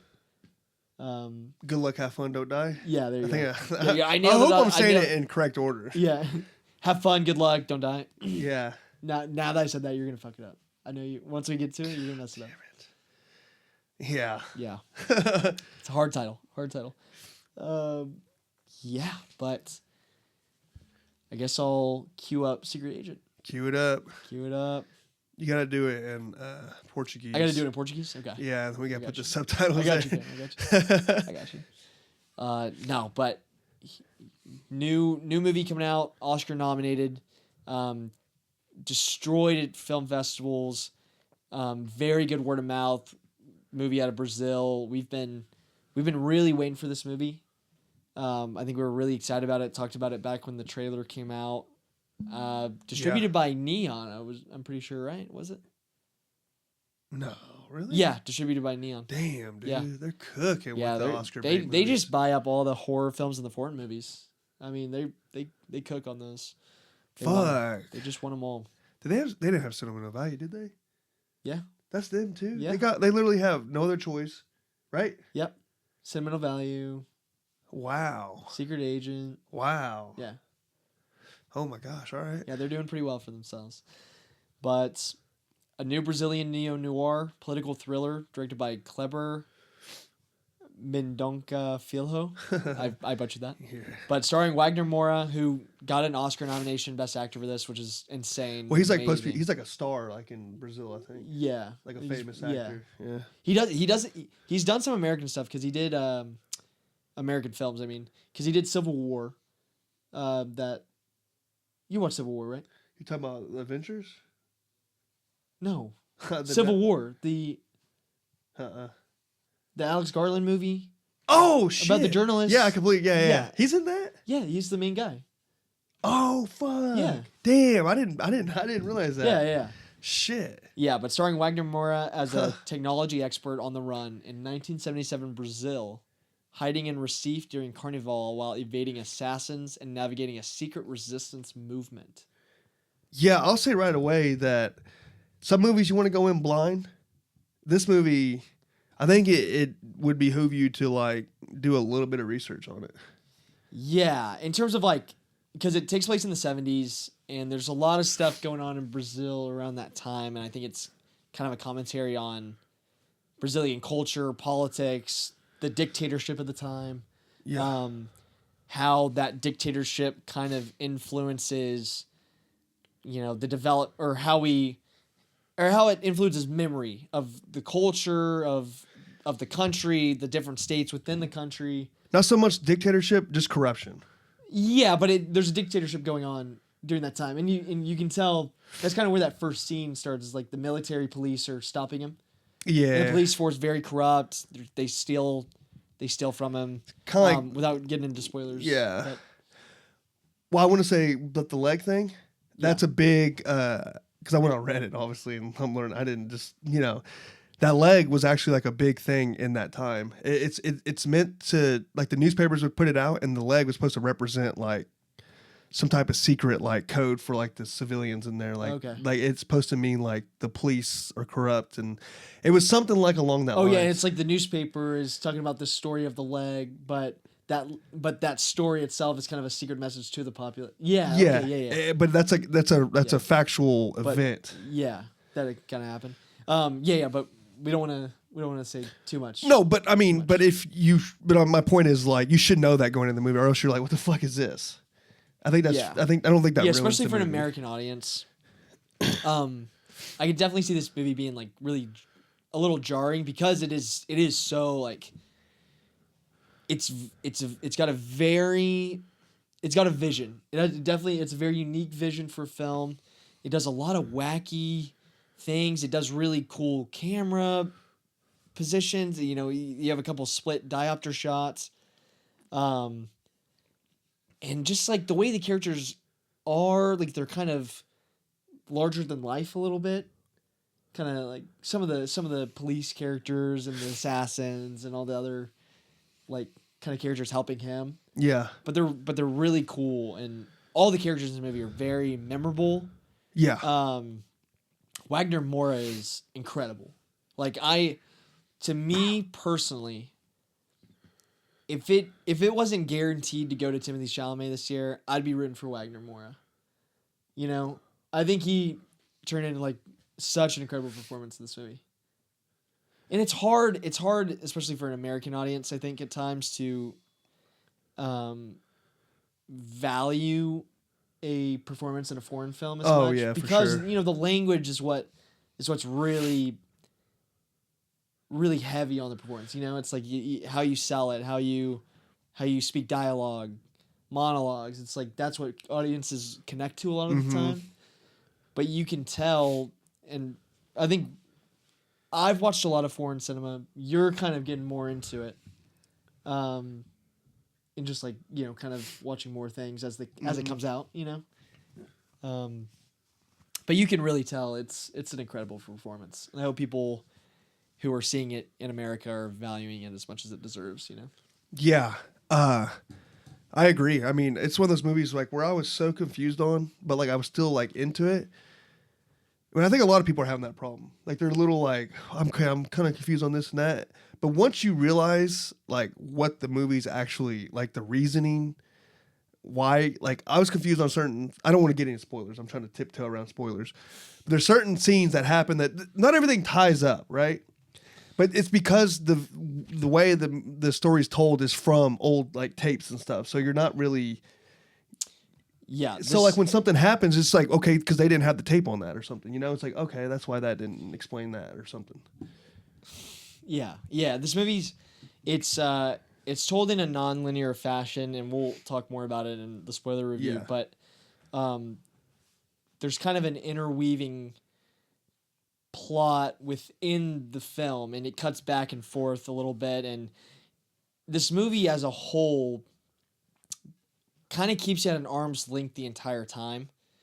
And there's an element of past and present and how those relate. And, you know, there's that really huge theme of like memory and how, you know, the corruption of the dictatorship, the government, the police influences that and tries to get people to forget certain things and covers things up. And, you know, you're watching Wagner Moura's character throughout the movie, you know, kind of experience this firsthand. You know, he's on the run because he pissed off some big influential business mogul and politician who can hire assassins to go fucking kill this guy. And it can happen in this country because it's such a corrupt time and period.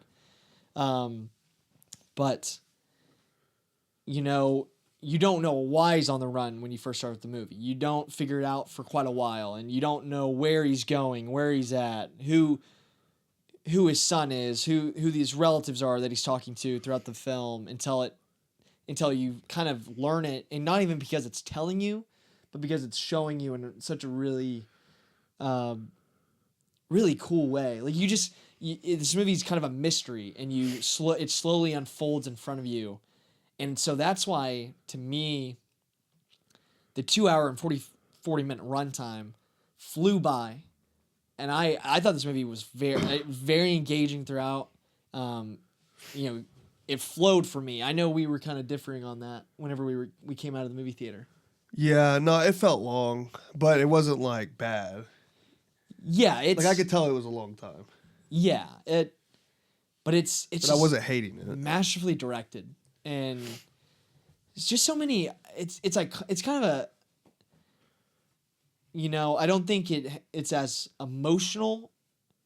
It's not as emotional sentimental value, and it's not as iconic or pop culture-y as No Other Choice is. But this is the one movie I saw this year that, you know, for the foreign films that were nominated for the Oscars, I think this is the one that, to me, has the longest staying power in terms of potential to be a future classic, you know? To be the one that is very important. I think they'll all be classics. Yeah, I don't know. But if I had to choose one, I think this is by far my favorite one of the three.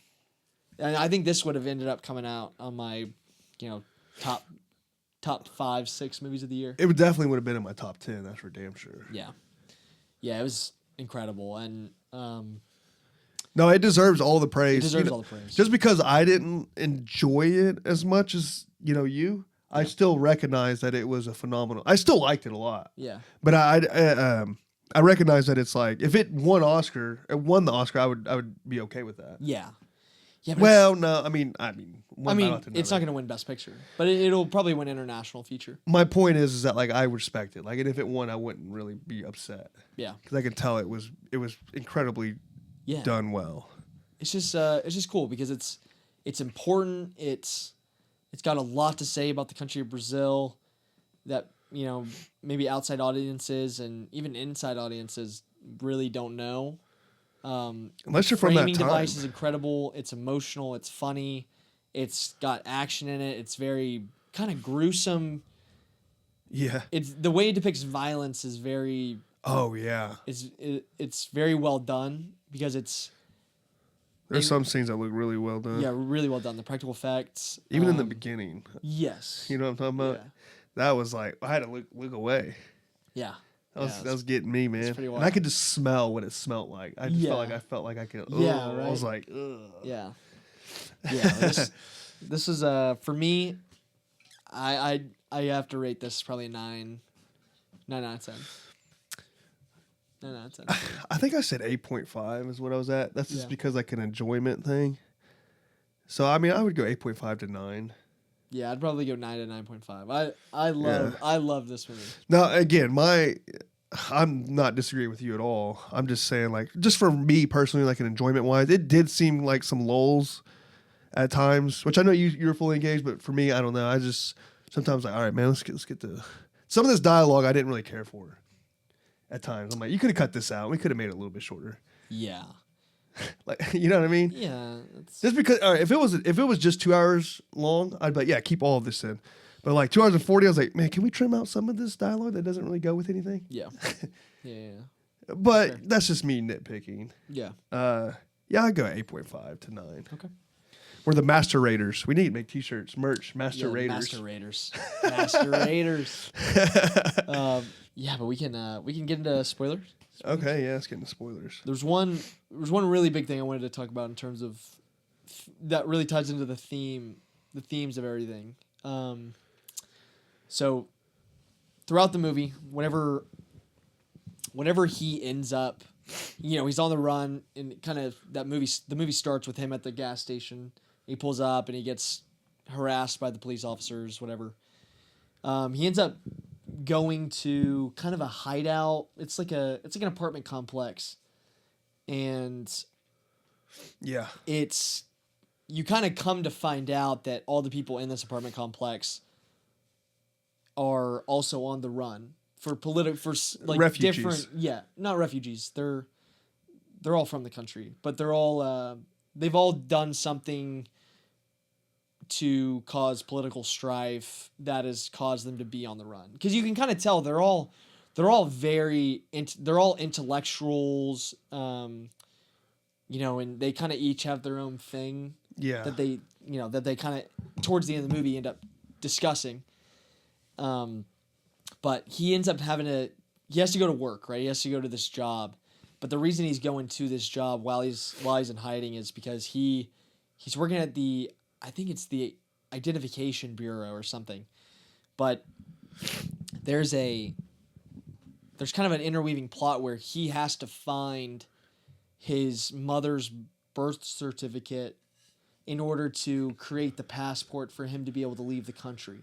So that's why he's there the entire time. He's working, but he's also kind of in hiding trying to find this. Oh. And I think it's really cool because you come to find out he doesn't know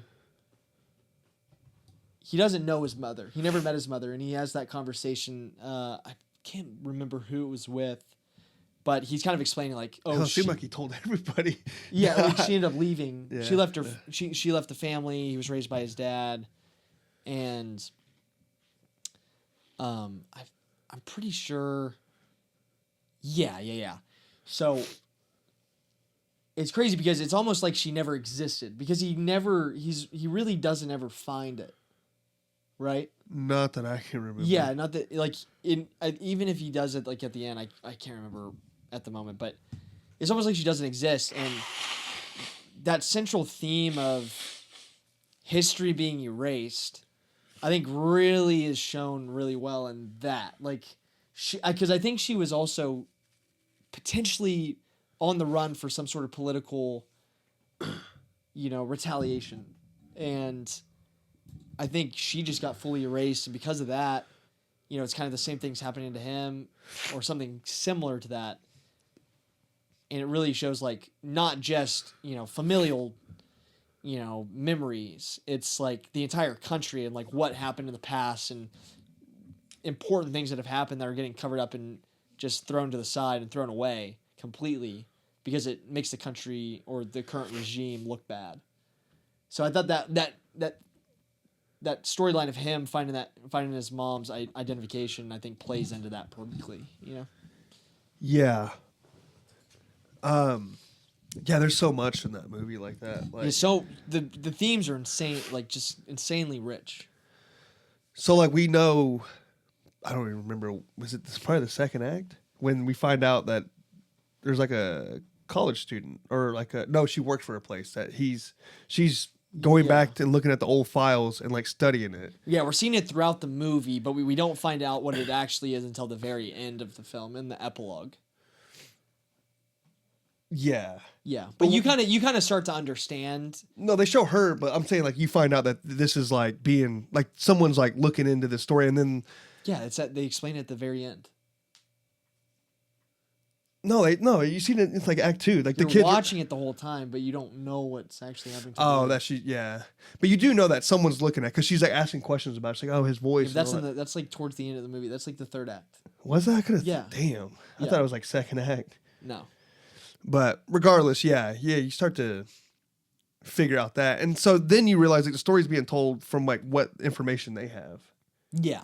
So so the girl that you're seeing throughout the film, she's sitting with her friend and I think maybe like a records library, and they're doing some sort of research project.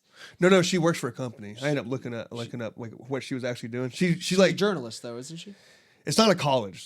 She's not a student. She's actually hired. Like this is like her job. Okay, she's investigating. Yeah. Okay, yeah. For some because reason, though. she's a journalist because she wants to interview. Okay, yeah. So you find out. You're kind of the whole time like you understand that this is probably not happening in the scope of the rest of the story because they're on computers and yeah. the technology's different. They have that's like what gives it headphones away. in and Yeah. So it turns out she is.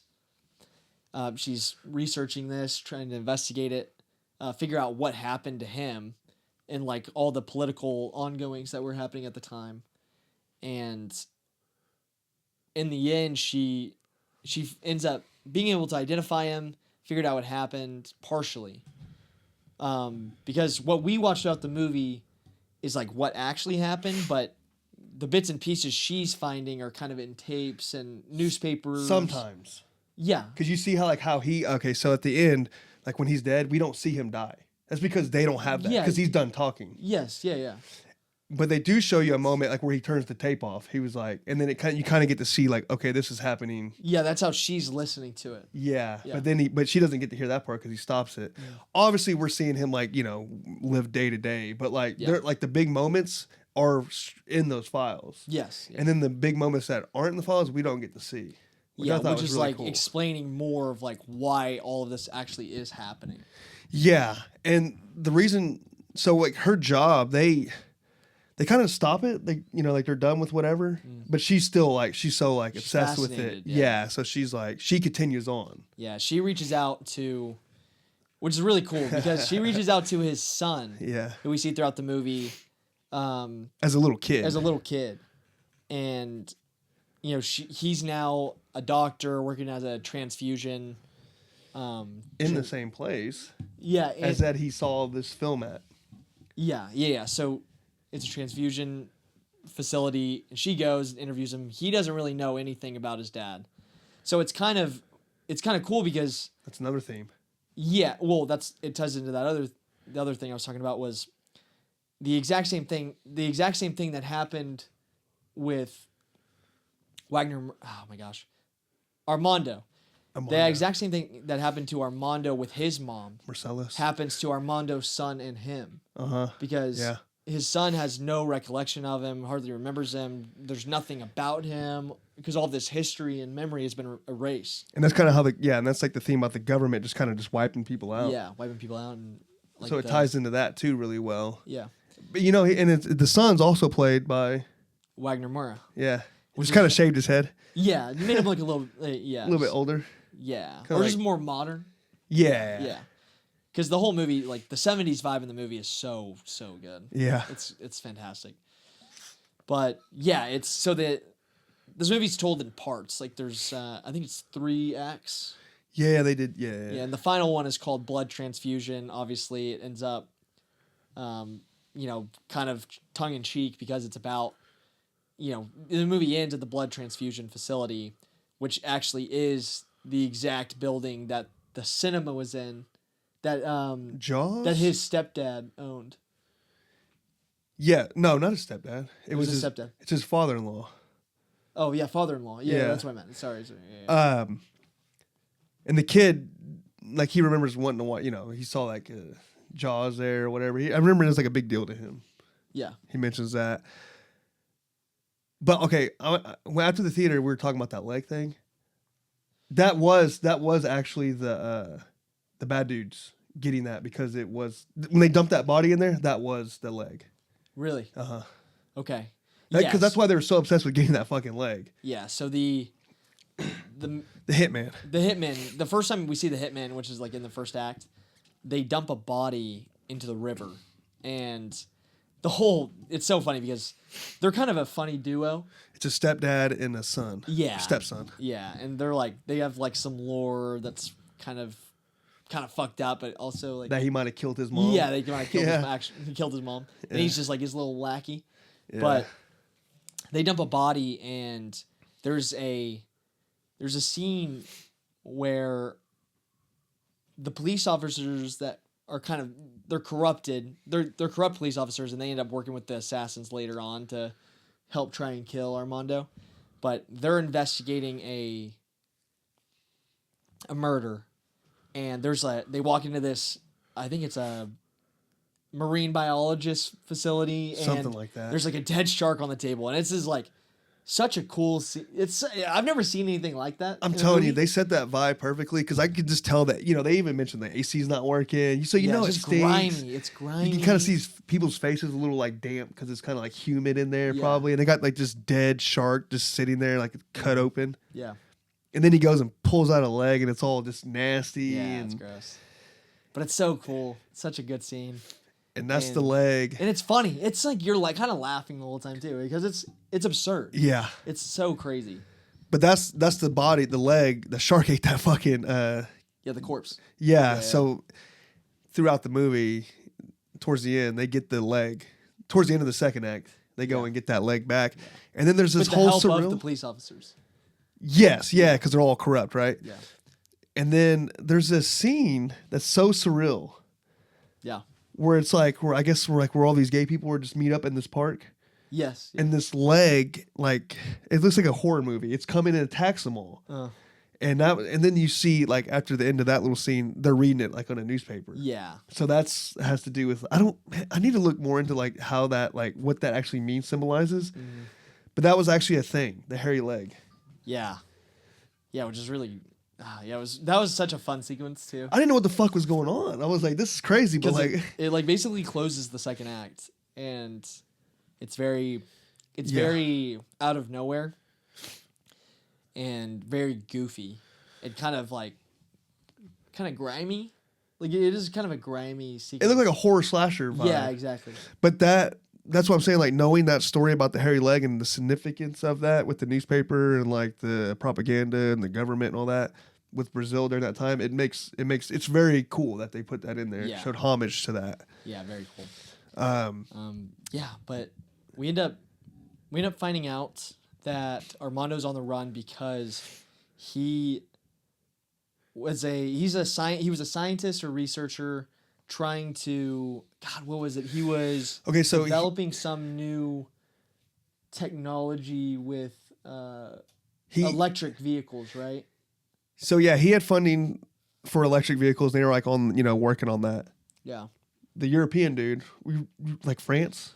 Yeah, I think he was. Yeah, I can't remember which, but he spoke like a ton of different languages. He's a smart guy. Yeah.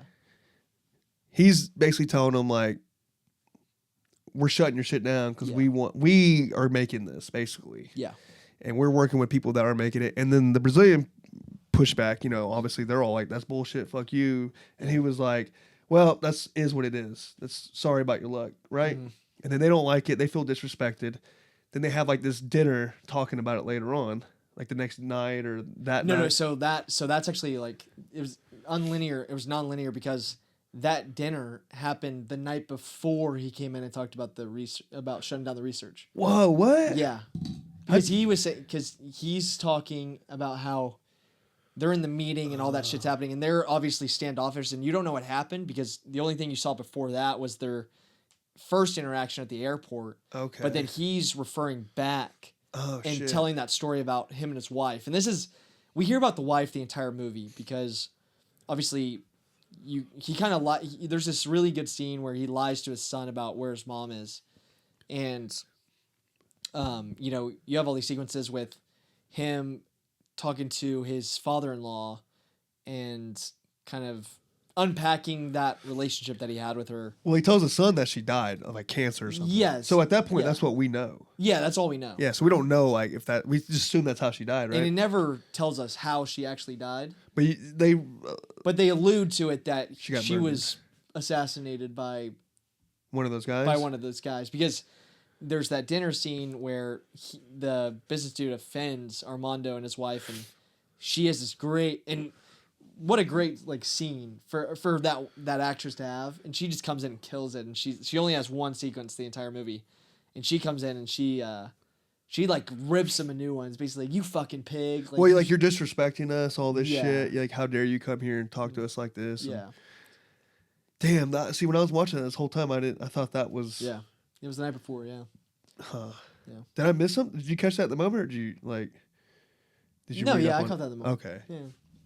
I thought it was just some bad tension from that meeting leading up to that. Yeah. Right. So yeah, he basically wants to shut down his funding basically just because he wants And it. then him and his wife obviously offended him, so he's like, I hate these people. Well, he's like, fighting back too, right? Like he's not going to like just bow down and like give up the funding. Like they're still trying to do their thing, right? That's also. Yeah, I mean, they're obviously like not gonna go silently into the night, but I also think this guy's so vindictive and like such a powerful piece of shit that he's just like, oh yeah, they disrespect me, like kill him. Okay. Like get rid of him. And so obviously the government's corrupt, so it's easy for him to like just get rid of someone in that country. Yeah. And that's crazy. The hitman, Yeah. who are also cool with the police. Yep. But they're also cool It with ends up the main or the older hitman guy and the police chief. They're like old buddies from the army. yeah. Because you find out the older hitman was like dishonorably discharged because he was just like he was just a terrible You can just assume. terrible person. Yeah. But there's kind of so they end up the assassins, which is kind of funny because they're assassins, but They hired. they end up hiring another guy to assassinate him. I thought that was kind of weird too, but you got to think of it like this, right? So they negotiated a price with the CEO guy, right? Yeah. And do you remember exactly? They asked for more $6,000. 60, right? No, it was like 6,000. oh, it's just 6. Yeah. I could have sworn it was like 60 or But it's 40. also a different currency. Okay. So imagine this: you get 6,000, right? And then you outsource it for someone for 2,000. So you pocket 4,000, and you don't really have. No, they paid him 4,000. They were only keeping 2,000. Okay. Yeah. I guess you still make money without really having to get involved. Yeah. That's the logic behind that. Yeah. I'm assuming. Yeah. Other than that, it makes no sense.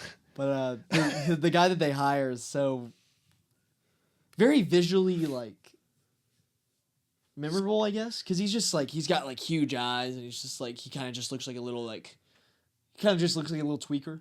Yeah. But so he's just like a labor worker, and they pick him up off this like construction site, and he goes and he's staking out.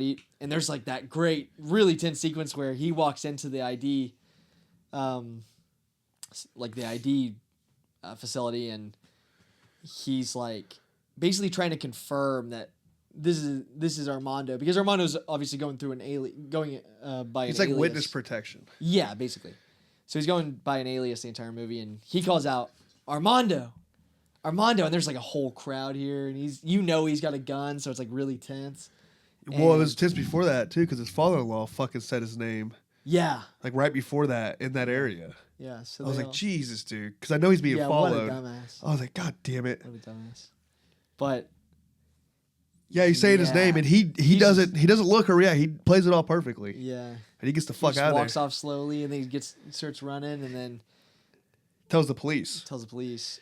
And so they go, and the police obviously don't know that the hitman have hired this guy to kill this dude. Yeah. To kill Armando. So they're going after this guy, and two of the police officers end up getting brutally killed in this scene where That was a sick ass scene. He recognizes him, the whiter one. He was like, hey, he's like, no, he's familiar.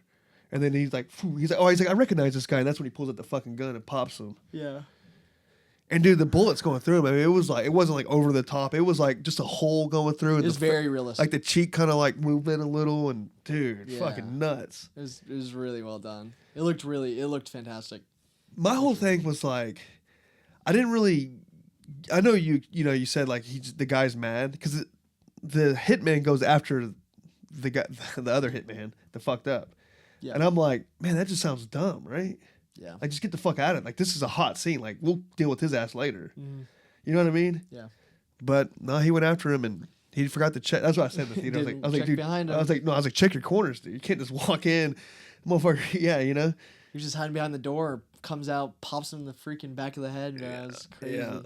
And that was pretty shocking. And then That's when it kind of goes. that's when the movie kind of cuts, and then you assume, you kind of, obviously movie logic, you're kind of just like, oh, like Armando got away, he got his son, they got out of the country, blah blah blah. But then you find out in the tapes, and the girl going through the tapes sees a newspaper clipping, and you see Armando was murdered in the street. So they ended up successfully assassinating him, Yeah.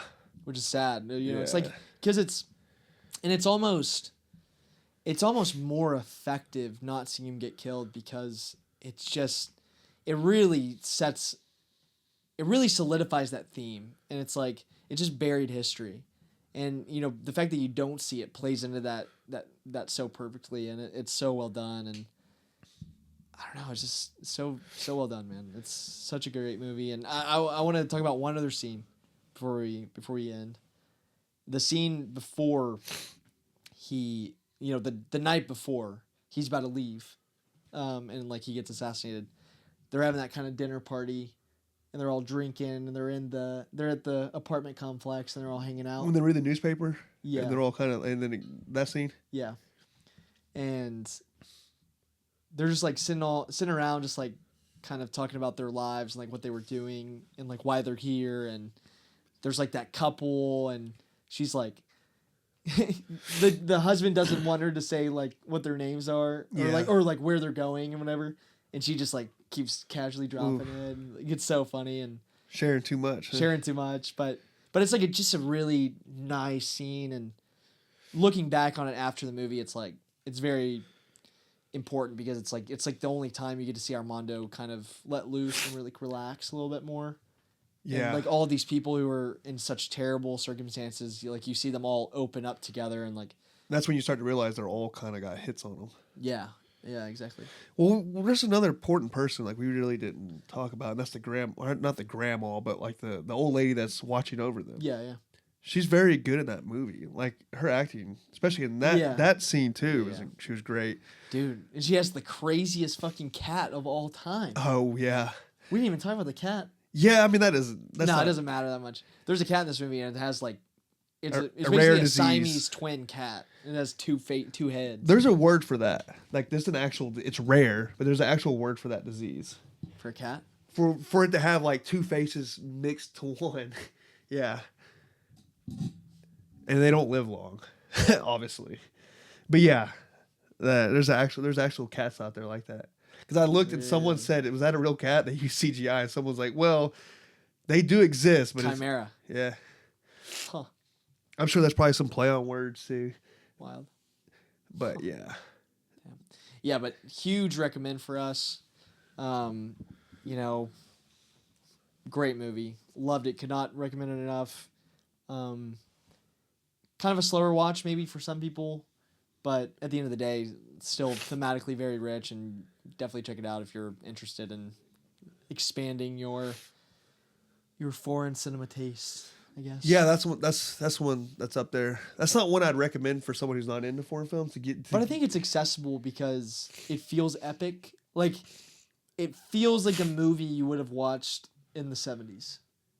No, yeah, the color grading and not just cinematography that, is great. not just that, but like the movie itself, like the way it develops, like it's not even just like the way it's shot or like the setting of it. It's like it feels like an old film, which I think is like a good thing. No, it's a great movie. Yeah. And yeah, I'd recommend it. Yeah. Yeah, but I mean, gosh, we can get into the last review, which I didn't see it. I did not see it, but you went and saw it because you found that early screening. I've been a little bit busy with work and Valentine's Day crap. No, I get it. But yeah, spoiler free section for good luck, have fun, don't die. are you gonna do a full spoiler section? If you want me to. What do you want to do? I'll do it. Yeah, I'll be quick on this, by the way. Okay.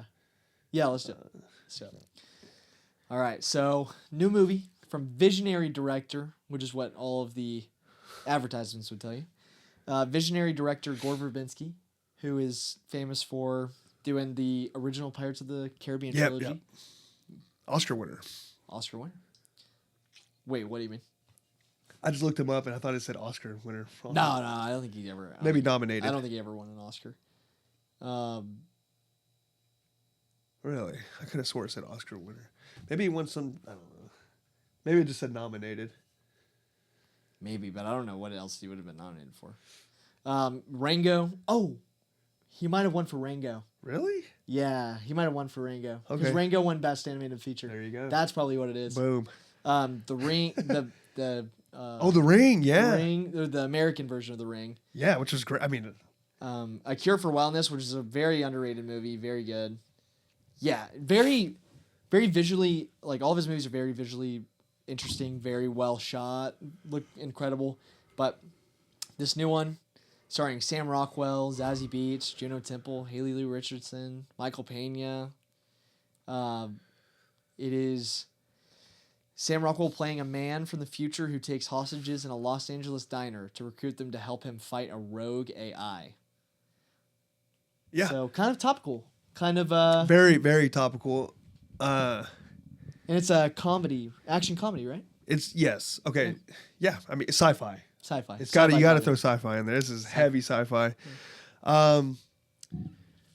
This movie has a ton of jokes, right? And it's a lot of mainstream jokes where you're kind of like, not all of them hit for me, but there's so many that a lot did hit for me. Yeah. So this movie could be like nonstop funny because I mean, it seems like a joke a minute.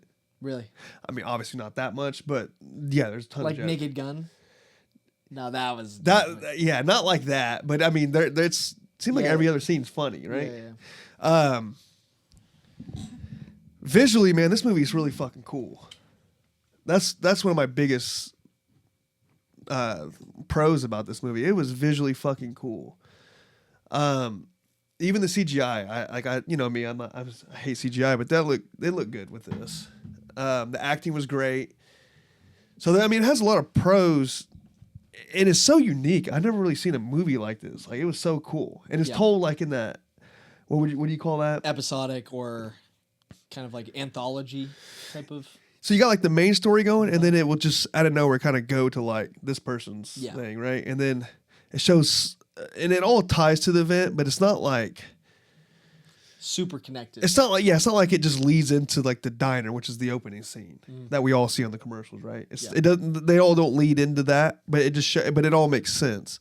And then you got the main story going on, and then a little bit of the main story again, and then boom, it'll cut to like someone else's thing, right?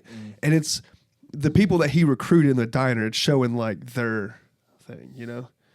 How they got there, like who they are, like what are they doing? Yeah. Why are they getting recruited? Is that Kind of, yeah. Not necessarily why they're getting recruited, because it's random, Yeah. but just like how they were, who they are, kind of before this event took place. But it's Sam Rockwell kind of has that like theater like in this movie, like Yeah. that. Hello, everyone, listen to me. Yeah. You over there, shut up! Don't call the police. Hey, you, quit eating that. You know, he's like, you know, Yeah. he's doing that. That's his vibe throughout the movie. But it's so it's about like, and it's very, you could tell the theme is like how we are with AI and technology and the phones, and it even has a lot of school shooting references. Really? It's hilarious. They kind of swung for that because they went for it in a joke way, but it's like the meaning is kind of like how we're kind of used to it, you know? Yeah, like we're desensitized. Yes, exactly. And there's a lot of play like on corporation type shit and like mainly AI though, and like our phones, right? That's a big theme. But man, this movie, it sounds incredible too. I mean, Did you see it in Dolby? saw it in Dolby, and I'm telling you, there's a scene towards the end of the third act where it's just like the bass is like, it's almost like a tornado type thing, you know? It's like, you know, and it's just, you know, it's making that sound. Yeah, and it's just doing it for like 30 seconds or something. And then like on the screen, it's like flashing and all these visions are going on. I'm like, whoa. I'm like, I felt like I was in the movie, you know? I was like, it was so fucking cool. And it's doing the Transformers like that, you know? All this shit's going on. I'm like, dude, this is badass. I will say there were some scenes in the third act that kind of was a little goofy. Yeah. I didn't really like it. I was like, damn, I wish they would have done something. It seemed a little silly and not as too silly, like too campy. Yeah, campy, silly, but the movie was also silly. But this kind of took it to another level. Almost like it felt like this movie was better than what was a couple of the scenes that happened. Okay. Yeah. But overall, I mean, I would consider this a popcorn flick. Yeah. Yeah. But it's like like I said, S tier popcorn flick. Like where I would recommend, like, don't turn your brain off. Like actually pay attention and watch, because it does have something to tell. And I recommend this. You know, and I said I'm going hard with the 7s this year. I was 7 through most of it, and then like that towards the end, like there was just some shit that it's just so cool. You know, that I gave it a 7.5. Whoa, really? The experience was so fun. Really? It was so fun, dude. Wow. It was just so cool and unique. It wasn't like an IP slot movie, you know. It wasn't gimmicky. Like, this is really interesting. Like I said, popcorn flick, so there is some of the tropey shit, you know. Yeah, of course. But damn, dude, just the angle he took this in. I mean, it was just really fucking cool. Yeah. Who's like the standout? Who's the standout actor? Sam Rockwell. Of course, yeah. Of course. He's the standout in everything he's done. Okay, out of like the characters that are like the side stories. I'll get the name. Haley Lou Richardson Oh, there you go. is Yeah. I would say for sure. Her little side story is like the best one. Well, I think like performance wise, yeah, hers is for sure. Her yes, both. I would say acting wise, she just had a bigger role. Yeah. Michael Pena, is it Pena or Pena? It don't matter. It's Michael Pena. Him and the chicken. Zazie Beetz. They really didn't. They weren't in it that much. Yeah. They were, but they weren't like important at all. It felt like they were just kind of there. Yeah. The other guy in it too. He's kind of like, I think he's like maybe Muslim. Oh, really? Oh, He's in some other thing. I've seen him before. He's very hilarious in this movie. There's a lot. Asim Chaudhry. Is he kind of looks like DJ Khaled in a way? Yeah. That's him. Yeah. He's kind of a bigger guy. Yeah. Oh, yeah. I think He looks so familiar. He does look familiar. But I looked up his shit and I was like, I never really seen any of this. Yeah, maybe not. I don't know. Yeah. But he's his character's not really like huge in it either. But he's funny. He's funny. And then the other girl, what the hell is her Juno name? Temple. Yes, she's.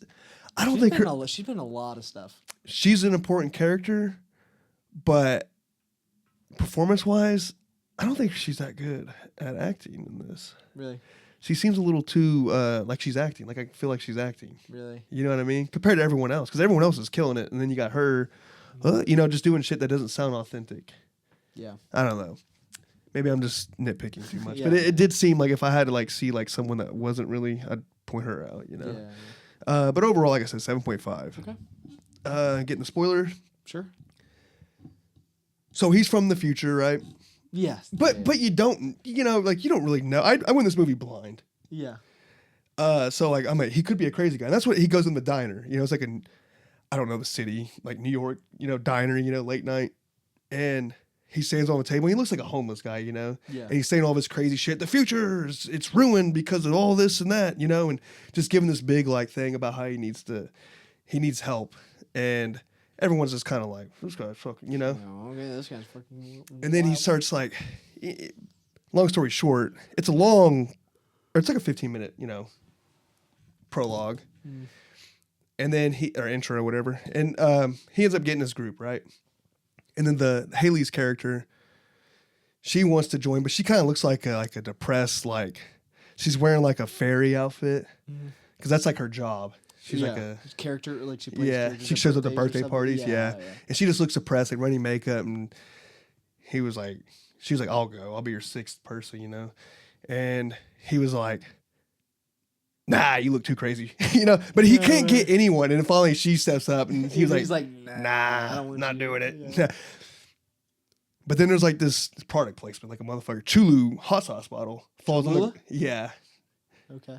Which I love that hot sauce. Yeah, that's great. But it falls on the ground, rolls like a spin the bottle, and it like points at her, and he's like, "All right, you're coming," you know.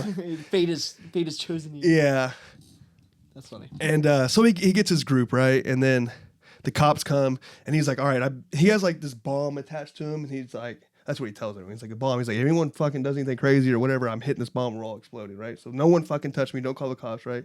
Cops show up. He's like, I've been in this scenario 100 times. Like, he keeps repeating because they keep failing at the mission they're doing. So he keeps repeating it. So this is like, he's done this scenario so many times. They end up getting out, and then it pops to a, one of the little, what do you call that, episodic? Yeah. Like, yeah, it splits into the different characters. You see Michael and what's her name, Izzy? The girl actress. Oh, Zazie Beetz. Zazie Beetz. Zazie What a Beetz. cool name. Yeah. Zazie Beetz on the beats. I don't know. Sound like a producer tag. Yeah. But Right? she, it actually kind of does. Zazie Beetz, yeah. They're school teachers, and I thought this was kind of shitty at first. Are they married? Yeah, they're the couples. Okay. My bad. I should have said that. But not. This is where you find out they're married, I think. Yeah. But they're teachers, and all the kids are just on their phone, just like in class. Yeah, like zombified. I mean, like over the top, and I was like, oh, they're kind of like this kind of. And we get it. People are on their phones, you know. But I mean, it's like nonstop, like. And then he'll try to teach them something, and they're like, leave me alone, you know. Yeah. And they're just like, and you can see all the TikToks. It's funny, you know. It's like real TikToks, you know. Yeah. And he's talking with the teachers like at lunch, like, man, what the fuck's up with these phones? Like, yo, don't touch their phone. You know, we can get in trouble. You know, Yeah. You know. Come to find out, these kids are like under like a hypnosis, like a beehive thing. They're kind of like, I mean, it's over the top because he breaks one of their phones or some shit, and they tweet. I mean, they all like come at him like a beehive, you know, and they're all like like zombies, you know. Yeah. And this one teacher's like, I've been coming up with this gun to like, if you press it and like, boom, and it kind of fucks with their phones. Is it like a signal disruptor? It looked like a little space gun. Yeah. EMG. But it looked like something you see like Invader Zim or something. It was very cartoonish. You know? He boom, and it just like fucks their phone up for a second, so they get away. And these kids are like, you know, it's weird, right? There's something clearly wrong. Like the weapons kids. No, I was kidding. No, this is weirder than that. Oh, really? You're talking like the whole school just like zombified, you know? Yeah. And then they get away, and then it goes back to the show or the main story. And then you find out the girl I was telling you about, who actually has an important role, but her acting is whatever. Yeah. Her son, it shows her episodic thing, and she died. Her son dies in a school shooting. Oh. And she's all crying, you know, sad. And she's like waiting outside of school, and these two moms are like, first one. She was like, what do you mean? And she's like, it happens, you know, or just like kind of joking about it. Like the government takes her, and there's like this kind of like an Apple store, you know, you got the geniuses waiting there with the iPad. And this guy's like, yeah, so we can clone your kid. Basically, that's what we do here. So good thing for you is the government, since it was a school shooting, will pay like most of it. So like, what do you want? You know, she's like, what? You know, she's like, why haven't I heard about this? He's like, it's under wraps, you know, and blah blah blah. But he's so like he's like, she's trying to like, she's sad. Her son just died. Yeah. She's like, well, I don't know. He's like, come on, you know, you want to do, you know. So she's like building. You know, you want a new one. She's building him, and it's like all these options, and he's like, so like, what's his personality? She's like, he's kind of weird, but and then he's like, okay, weird, boom, like next. She's like, but you know, he's just very the like weird button. Like it's a job, you know, like like next. So they program this kid. He comes out, and he's all like very robotic, like, hey mom, oh, this is funny. I gotta say this. He's like, you are getting the ad version, kid, because it's cheaper, right? No. She's like, it's fine. He's like, you won't notice it. Just every once in a while, he'll say like an ad, you know? No way. Kind of like a corporation, you know? Yeah. So it's every once in a while, he'd be like, can we get like a juicy snap? They're so good and refreshing, only 20 calories, you know? He'll say shit like, yeah. It's funny. Yeah. So she goes to this dinner party, and there's like all these parents like have these kids that, you know, died so many times. She's talking to this couple, And they're like, yeah, this is like our 4th time this happens. All school shootings, you know? And he was like, we just got to the point where we just started making them like just funny as hell. We just put like, make us the most funniest, goofiest kid. way. And he's like, yeah, and we even made him like tall. Like, not like normal tall, but like, what the fuck? He's tall. Dude, I started dying laughing when he said that. He's like, not normal tall, like, holy fuck, he's tall. Yeah. But, so there's that, and then, so it's funny, right? And Yeah, that's how they yeah. joke on the school shooting shit. So you see like the first episodic with the part where it's like, there's zombies, right? And then you see like this, there's a lot of cloned kids, right? And then she starts talking to like this AI kid, like, you know, ChatGPT, like talking, it's like her son, you know, she's, you know, because it's like her son, like she's makes it sound like her son, whatever. Yeah. But man, this movie's long, so I'm just gonna wrap this up. Yeah. How long was it? It was like over 2 hours? Yeah, but I feel like you got to explain everything to really. Get the Yeah, whole because gist. Haley's character is another thing. She ends up having a boyfriend who gets obsessed with VR, and he gets like just goes away to like this program where he just like lives there. Yeah. So that's why she's all sad. So they end up making it to like further than they've ever made it before. They make it to the house. It's the AI house. That the mom of the school shooter, she has like this bug in her ear, and it's like the AI kid talking to he's been getting them there, right? Telling them like how to go and where to go. Yeah, because isn't it like Sam Rockwell has done this before, but like this They keep failing. Yeah, they keep failing. And you notice right away she knows like where a trap door is. So how the Yeah. fuck do you know that? You know? And it's not a bomb. You find out that's on him. It's just like when something's about to go wrong, he's about to die. He'll press that and just like go back to his time. Yeah. And then you find out his story. Like his mom died, and the society now is like all like robots everywhere. Like you can't like really leave. Just like super everyone's dystopia. everyone's in VR. You know, they look like heroin addicts, but they Yeah. got like VR and they're like on the street like this. You know. Yeah. And it's just like think of like a post-apocalyptic world. Like have you seen Downfall? Or, Yeah. Or Children of Men or whatever, or something like that, right? Yeah. Like kind of like that. Like it's just, you know, society sucks now, right? And it's all robots and drones. He ends up getting his mom killed because he gets outside the bunker to like look at the sun. He wants to see the sun. The fucking drone shoots like a rocket. And he dodges and it hits her. Yeah. So they finally make it to the house, and there's like this kid in there, and he's like just bald headed kid, kind of like the kid from the Night of Seven Kingdoms. Okay. Looks just like him, and he's just like just typing like nonstop, right?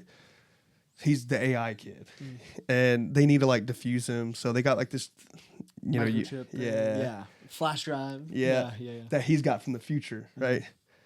This is where like when the scene gets all crazy because they're putting it in there, and these toys pop up. It's random. They look like Toy Story toys, you know, like the Sid or like the baby and like the chick. But anyway, they're coming at him, and they're trying to stop him from doing all this. And while this is all going on, like this tornado looking shit's going on. Yeah, the I know it is from the trailer. Yeah. Yeah.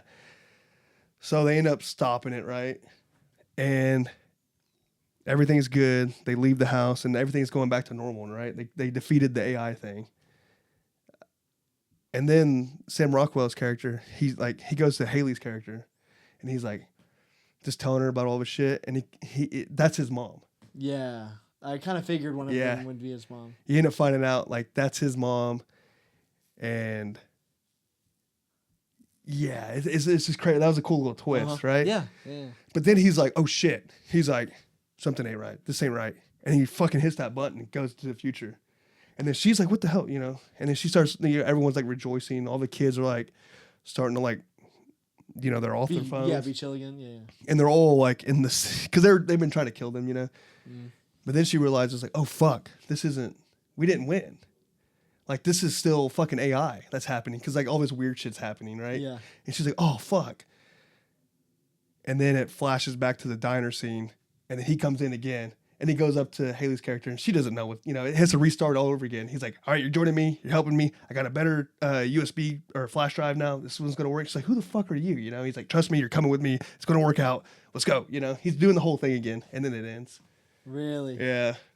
Oh, so it's like not really like a happy ending? Well, it's kind of like we're doing, like, it's kind of fun. Like, he comes back in, the comical thing. And it's kind of cool seeing him, like, sit down. He's doing the conversation again. He's like, this one's better. This one's going to work. Yeah. You know, and she's like, who are you? And he was like, no time. Come on. That's funny. Yeah. That's cool. That's cool. So it does kind of set up a sequel, maybe. I don't think they will. Yeah, but it's like it's a fun like open-ended thing. Yeah, it could definitely if they wanted to. Okay. Yeah, that's cool. That's awesome. Yeah. Yeah, it sounds like a really good movie. I'll have to get around to seeing it. Yeah, and there's so many more funny scenes. Yeah. Damn. Well, shoot. I guess that's all we really had for today. Yeah. We're both seeing Wuthering Heights for Valentine's Day. I've been saying Wuthering Heights. Wuthering. But it is with the U, right? Yeah. Okay. All right. I've been spelling it right then. I'm like, fuck. Wuthering Heights. Yeah. Bad reviews, right? Mixed. Very controversial, or not controversial, divisive film. Seems like the book nerds are not yeah, but we anticipated this. Yeah. We anticipated this 100%.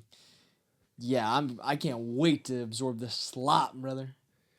I'm excited. I got it for Dolby Cinema. Yeah, this is just gonna be the horniest, just piece of shit movie ever. So is what it's like building itself up to be. What are you anticipating this movie being? After you Like see on it? our scale, Yeah, like our rating, or our master rating scale. I think it really at its best I could see it being like a 7.5. At its worst, I could see it being like a 3. No, not a 3, like a 5. 7.5, huh? 5 to 7.5. Damn. All right. But I'm there with you. I'm a huge Emerald Fennell fan. From Like I've liked Saltburn and Promising Young Woman, like 2 very great movies. 2 movies that I showed my girlfriend and she loved both of them. So I'm expecting good things out of this movie, but I also know it's going to be sloppy. Man, was Saltburn really that good? I love Saltburn. A lot of people don't fuck with it. No, I like it a lot, and everyone seems love to it. like it. But it's like you take away that one scene, no one talks about it.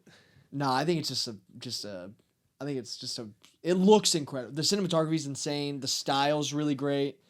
The acting's fantastic. Barry Keoghan, iconic. He carried that movie. Yo, yeah. Jacob Elordi too. Jacob Elordi's so But good. if I had to choose one. Oh yeah, well yeah, Barry Keoghan's that's the movie that made him a star. Was it? Yes. I've been a fan. Well, yeah. I mean, know. obviously we knew he was. I didn't know. That's the movie that launched him into being Really? a huge Didn't he thing. date Sabrina Carpenter? Right after that movie. That's interesting. Yeah. Fuck, man. Yeah. We'll see. I'm with you. I could see like a 5 to mine's 7. There's no way it's gonna be 7.5. Yeah. With my new crazy prestigious scale I have made. Yeah. Tougher to get a 7. Yeah. Yeah, man. But yeah, we'll have that for you next week. More news, trailers per usual, and yeah, just thanks for subscribing and listening the last year. Yeah. There's not many of you, but hopefully this year is hopefully we keep improving, keep getting better at this. Yeah. And just have more movies to riff about. Yeah, and if you like it, tell someone about it. Yeah, please. And if you're a new listener, subscribe, like, all that stuff. Yeah. But that's it. We'll catch you next week. Bye. Woo!